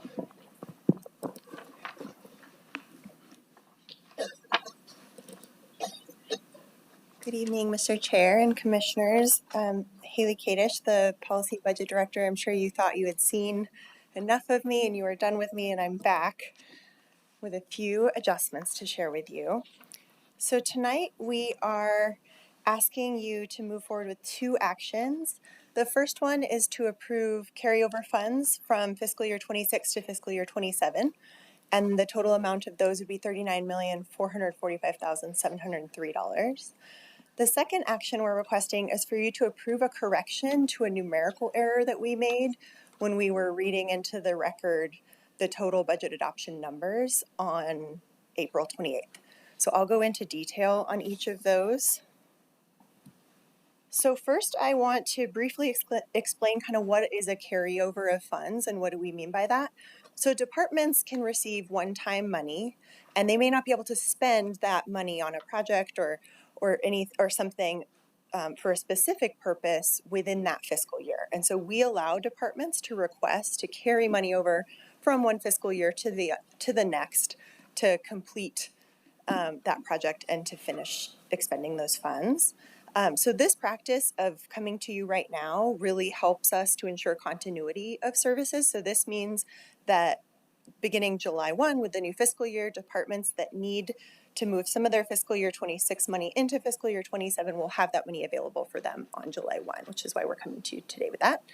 I wanted to flag two key things. So there's no new funding being provided or appropriated as through this action. This is simply moving funds that were appropriated in 26 into fiscal year 27. And also DFA requires that we do any of these adjustments by June 1st, the deadline for us to submit our interim budget to them. Historically, they had allowed us to do this a little bit later, but they've asked for going forward for everything to happen before June 1, and we sort of shut down in June for them. So that's kind of some background on carryovers. So like I said, the amount that we're requesting to carry over is $39.5 million, and this is in general fund dollars. You might remember that when we adopted the budget in April, we did that carryover action for non-general fund dollars with the budget adoption. And so in attachment 1, you'll be able to look at if you want to see more specifics on the specific funds that are being carried over. We've attached those in your packets. And the other action is requesting that you help us with this correction of this numerical error. So you may remember it was a little bit chaotic that night on April 28th. We were trying to capture, as amendments were being processed by our team, we were trying to capture how those amendments would cross those separate different motions that we have to pass, the general fund, other fund. So that definitely created some complications on our end. So this motion is just correcting the math between those different columns. There's no actual change in the intent of the amendments or anything like that. And we've been inputting these numbers into the DFA system, so we're on track to still meet that deadline by June 1st. So you can see kind of the changes of what we read into the record or had you read into the record is those like first two columns of the 27, 28 numbers, and the corrected amounts are slightly different.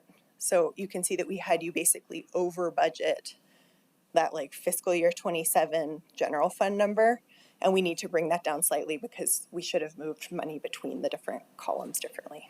So hopefully that makes sense. I know it's a very technical error and it was a little bit chaotic up here that night. But so with that, I do have my principal budget analyst with me to help me answer questions, but we'll stand for questions on either of these requests that we have for you tonight. Thank you. Any questions? Any questions? Commissioner Litz? So can we amend the budget again? Please no. I have some amendments now. I move approval. I didn't hear that, so. Second.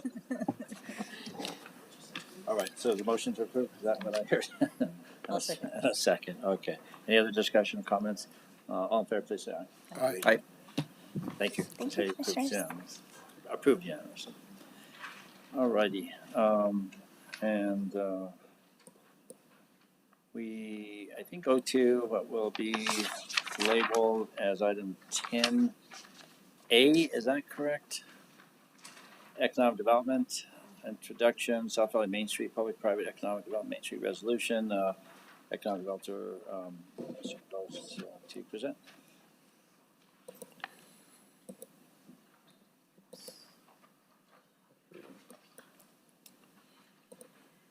Thank you, Mr. Vice Chair and members of the commission.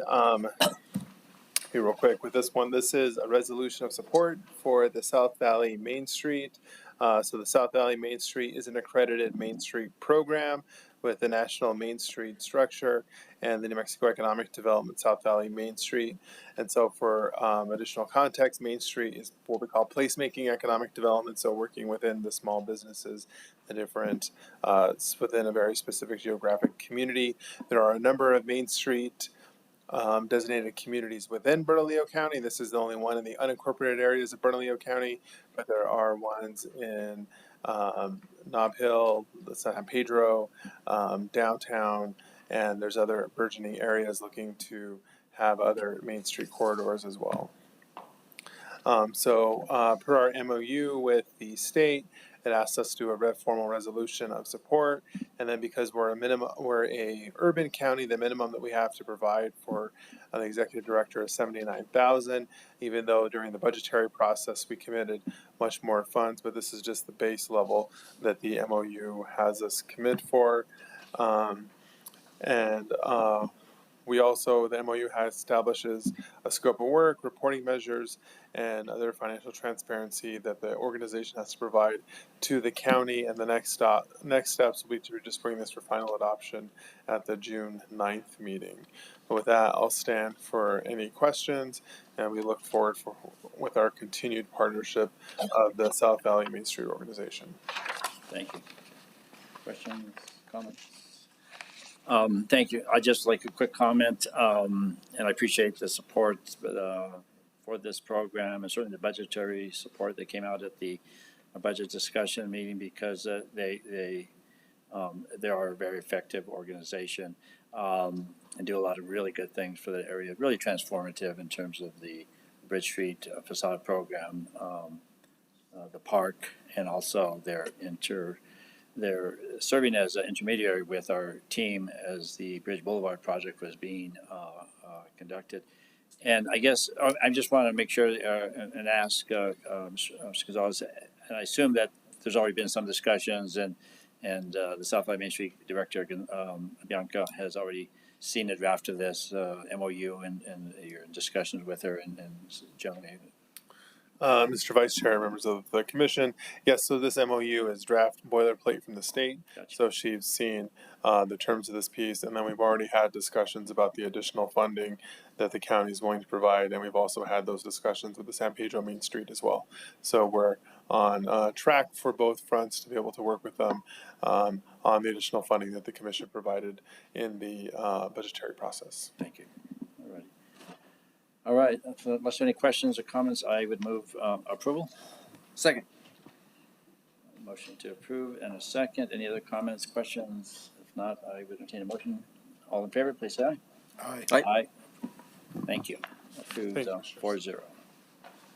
All righty. Now, I believe I see Julie Baca approaching, who will give us a status of the boards and commission review that Commissioner Olivas and I had previously requested. And so, Julie, thank you for the information you provided to us, including the most recent information with the structure of the potential stipend. So, please proceed. Thank you. All right, good evening, everyone. Certainly last but not least, so thank you for your patience getting here to this point. Mr. Vice Chair, Commissioners, Madam County Manager, Julie Baca, Chief Operating Officer. Tonight I'll present the county's review of boards and commissions conducted under Administrative Resolution 2025-100. Our mandate is to confirm these bodies are effective, efficient, and relevant to community needs. And as Mr. Vice Chair mentioned, this was sponsored by himself and Commissioner Olivas, so thank you so much for giving us this opportunity. So you'll see, I'll start out with frame the outcome. So you'll see our inventory and legal framework, participation trends, stakeholder feedback, and actionable recommendations in this presentation, including a proposed tiered compensation and support structure to remove financial barriers and broaden representation. I will start with the purpose and scope. AR 2025-100 directed a comprehensive review of all boards and commissions to ensure effectiveness, efficiency, and relevance.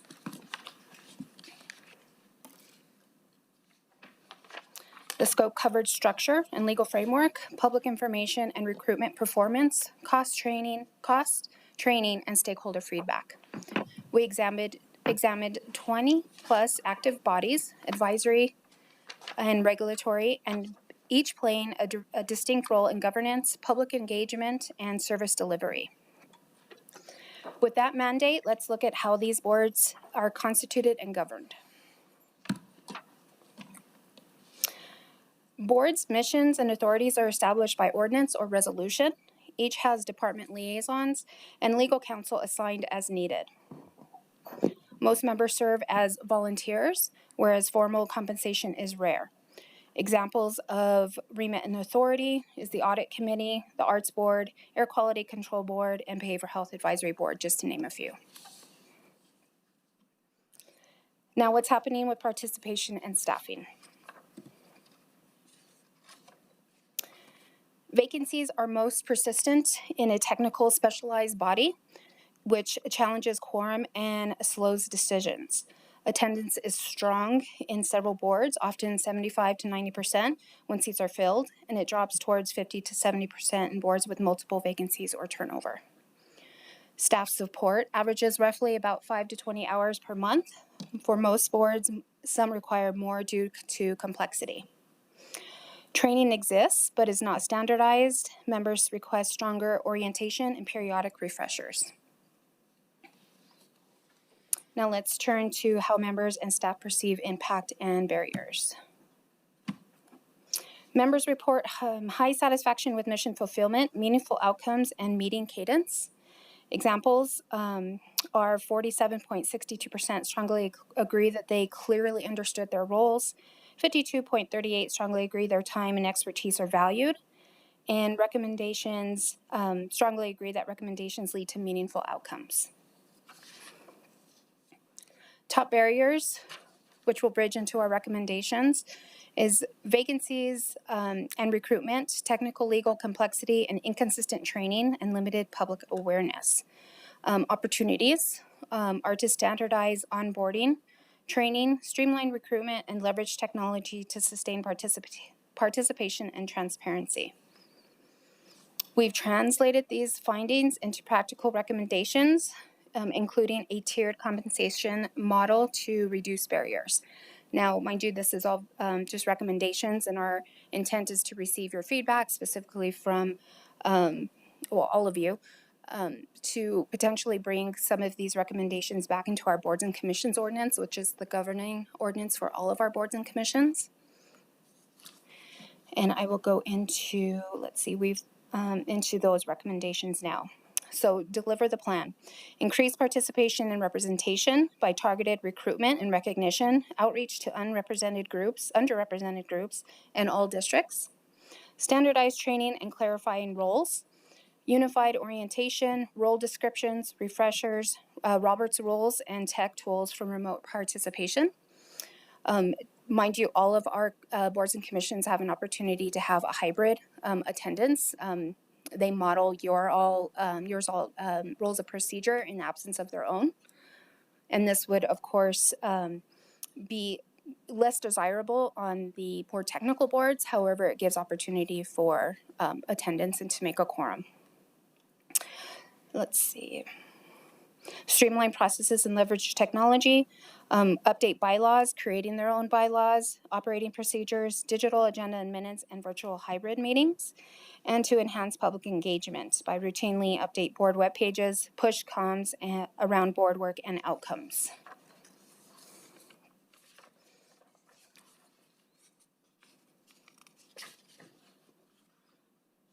And last but not least, that leads to our proposed compensation and participation for support proposal. What we have here is a proposed tier look at standard advisory, high intensity and regulatory boards, and specialized and technical. This is a introductory proposal that we will further define and bring back for a financial analysis. And what it is, it's looking at all of our advisory boards, looking at the time spent, the level of credentialed specificity in backgrounds to determine what this compensation would look like. We also want to encourage that looking at a compensation structure will lessen the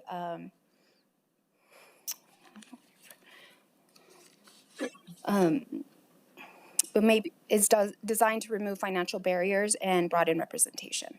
And that's the intent, really looking at all of our volunteer boards and compensating for their time, as they spend a lot of time with us to bring recommendations to you all to implement. And with that, with the next steps, you all taking a look at all of this information, we can talk about what your recommendations are and what would you like to see before you as far as adoption of implementing some of these recommendations. And with that, I stand for questions. Thank you. Thank you. Thank you.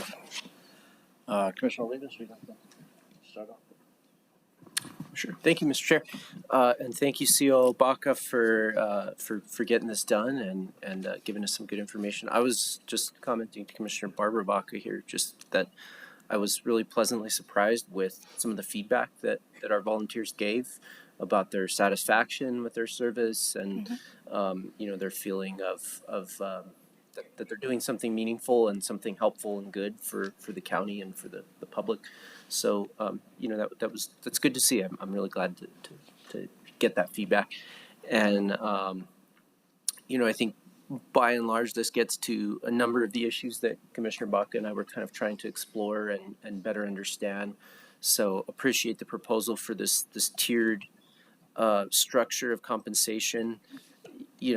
Would definitely like to better understand sort of what that would cost, right? What is that, is it a couple $100,000? Is it millions? What does that look like? And of course it'll be, if we implement that, it'll be interesting to see if that has a meaningful effect over time, right? Does that allow us to reduce vacancies or recruit, more diverse boards and volunteers to serve? So I think it has some real opportunity there. And I didn't get a chance. I know you sent me something yesterday afternoon or something like that. I didn't really get a chance to look at that. I don't know if it's fundamentally different from what you sent here. But the one thing that I was kind of just missing is you mentioned in here somewhere that there are, I think you said over 20 or there are 20 plus active boards. But I don't get a clear sense of what those boards are. And I still don't know. So maybe if you could just follow up, or maybe it's in there, in which case I will review it and find that out. But I'm still just curious sort of what are all those boards and what's the, you did some of that here, the one sentence kind of what do they do? And that's very helpful, but most of these I already know. So I'm wondering what the rest of the 20 are, just for my own understanding. No, thank you, Commissioner, absolutely. What I captured here was very much a snapshot, and I can certainly share the raw data of all of the boards that responded and that we reached out to. Yeah.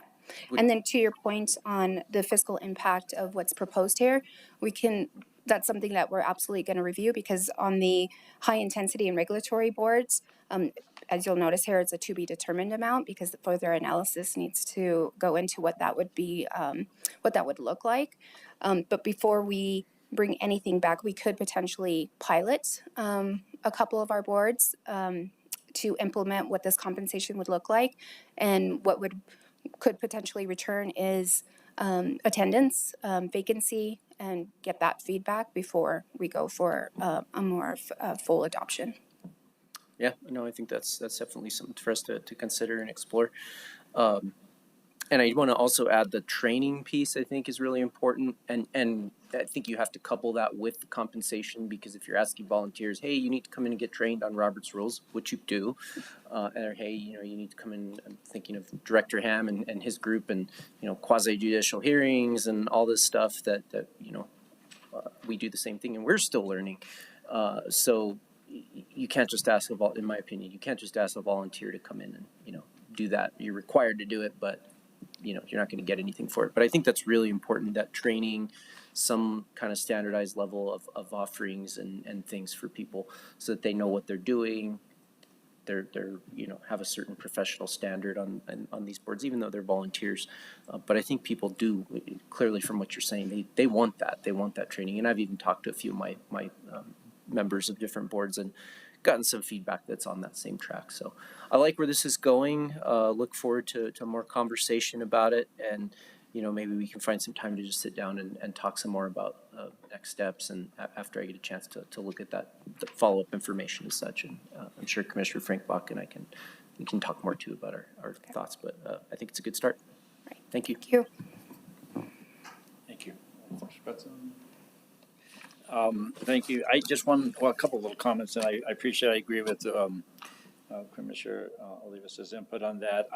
As a general rule, philosophically, I do believe that people should be offered compensation. I know one board's already declined for whatever reason, the ethics group, which is fine. But I think it's important to come up with something, and it's so I appreciate that effort, and I'm looking forward to the analysis of the cost and all that, and whether I don't have any strong feelings about exactly how much, but I'm also very interested in standardization because I was on one of these boards previously, and in terms of just making sure minutes and agendas are on the website and that staff is fully engaged. I think that's important, and what I'm leading to really ultimately is that we're asking people to volunteer their time in something that we tell them is important, and I think we should treat them as if it's important.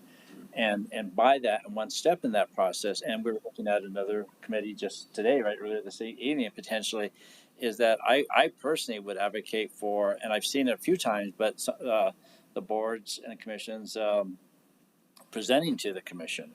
It doesn't necessarily have to be. I think the sheriff's advisory board has submitted like 10, 15 page list of recommendations, and so I don't know if that's required or necessary that every committee would need to submit, or boards have to submit a written report. That would be nice, but again, these are volunteers for the most part. But I think to have them report, I think lends the fact that what they're doing is important, and we appreciate that. And I remember one of the first meetings I went to after hearing what I thought was a very, very detailed and interesting report by the Sheriff Advisory Committee. I remember asking the question of several people, well, what do we do with that? What next? And so I don't know that there was a process to take what they have said and thought and recommended and integrating that or not. There's a report, it's a recommendation, but to give them some feedback on that. And I think the only way to do that is to have a presentation to the commission, and that does two things. Number one, it tells them what they're doing is important, but also it lets us consider recommendations that we should be aware of, thinking about, and perhaps incorporating, just depending on the specifics. So yeah, thank you for your work on this. I too am looking forward to seeing this proceed and develop. I think this is it's important and ultimately makes for, in my opinion, better government and great community involvement and community input. So thank you, Commissioner Barbara. Mr. Chair, thank you. Julie, thank you so much for this good work. And I know it's a work in progress still. The two comments that I have is, have you considered also these term committees, for lack of a better word, like the steering committee that we established for the economic development project? And that should be one of the categories that we look at too, and see how helpful or not that is. And also even interviewing that group, because I know we did do something unique there, and we did do per diem for those folks, and so that's our pilot, and you could ask them how it went. What did they think? I don't know if you did that or not, but I think this is really good work, and I'd also like to see the whole list of the groups with the classification that you're talking about that are going to be in that tiered, whether it's in your view or in the staff's view, is it technical or regulatory the Air Quality Control Board and CPC come to my mind as being, some really significant. The technical group for our CIP is going to be the same. That's going to be a little different than other advisory type groups. So those are just my 2 cents. Thank you. I appreciate the feedback. Thank you. And I would, if I could just take a moment, I'd like to thank Javier Urban as well, as he did a lot of the digging and bringing a lot of this background information for us to be able to prepare this report. So thank you. Thank you, and I appreciate the updates I get from Javier about the vacancies. And I always keep on top of my desk, and I'm always thinking of people to fill. And it's not always easy because to do it in a very thoughtful way of not just an appointment to make an appointment, but to somebody that could contribute, have some background, and have something to offer is something that I have a couple of positions I'm thinking about as we speak. And but I take it very seriously, in the appointment process, and so I appreciate getting reminded of that, and it keeps me on my toes, thinking about and looking for just the right people. So thank you both for your work. Thank you. All righty, I think we're done for the evening, unless there's anything else anybody wants to add to the agenda other than to announcement of the next meeting, which is June 9, 2026, a zoning meeting at 3 p.m. here in the chambers, and followed by a administrative meeting at 5 p.m. on the same date, June 9th, here at the Ken Sanchez Commission Chambers. If there's no other business, this meeting is adjourned. Good job.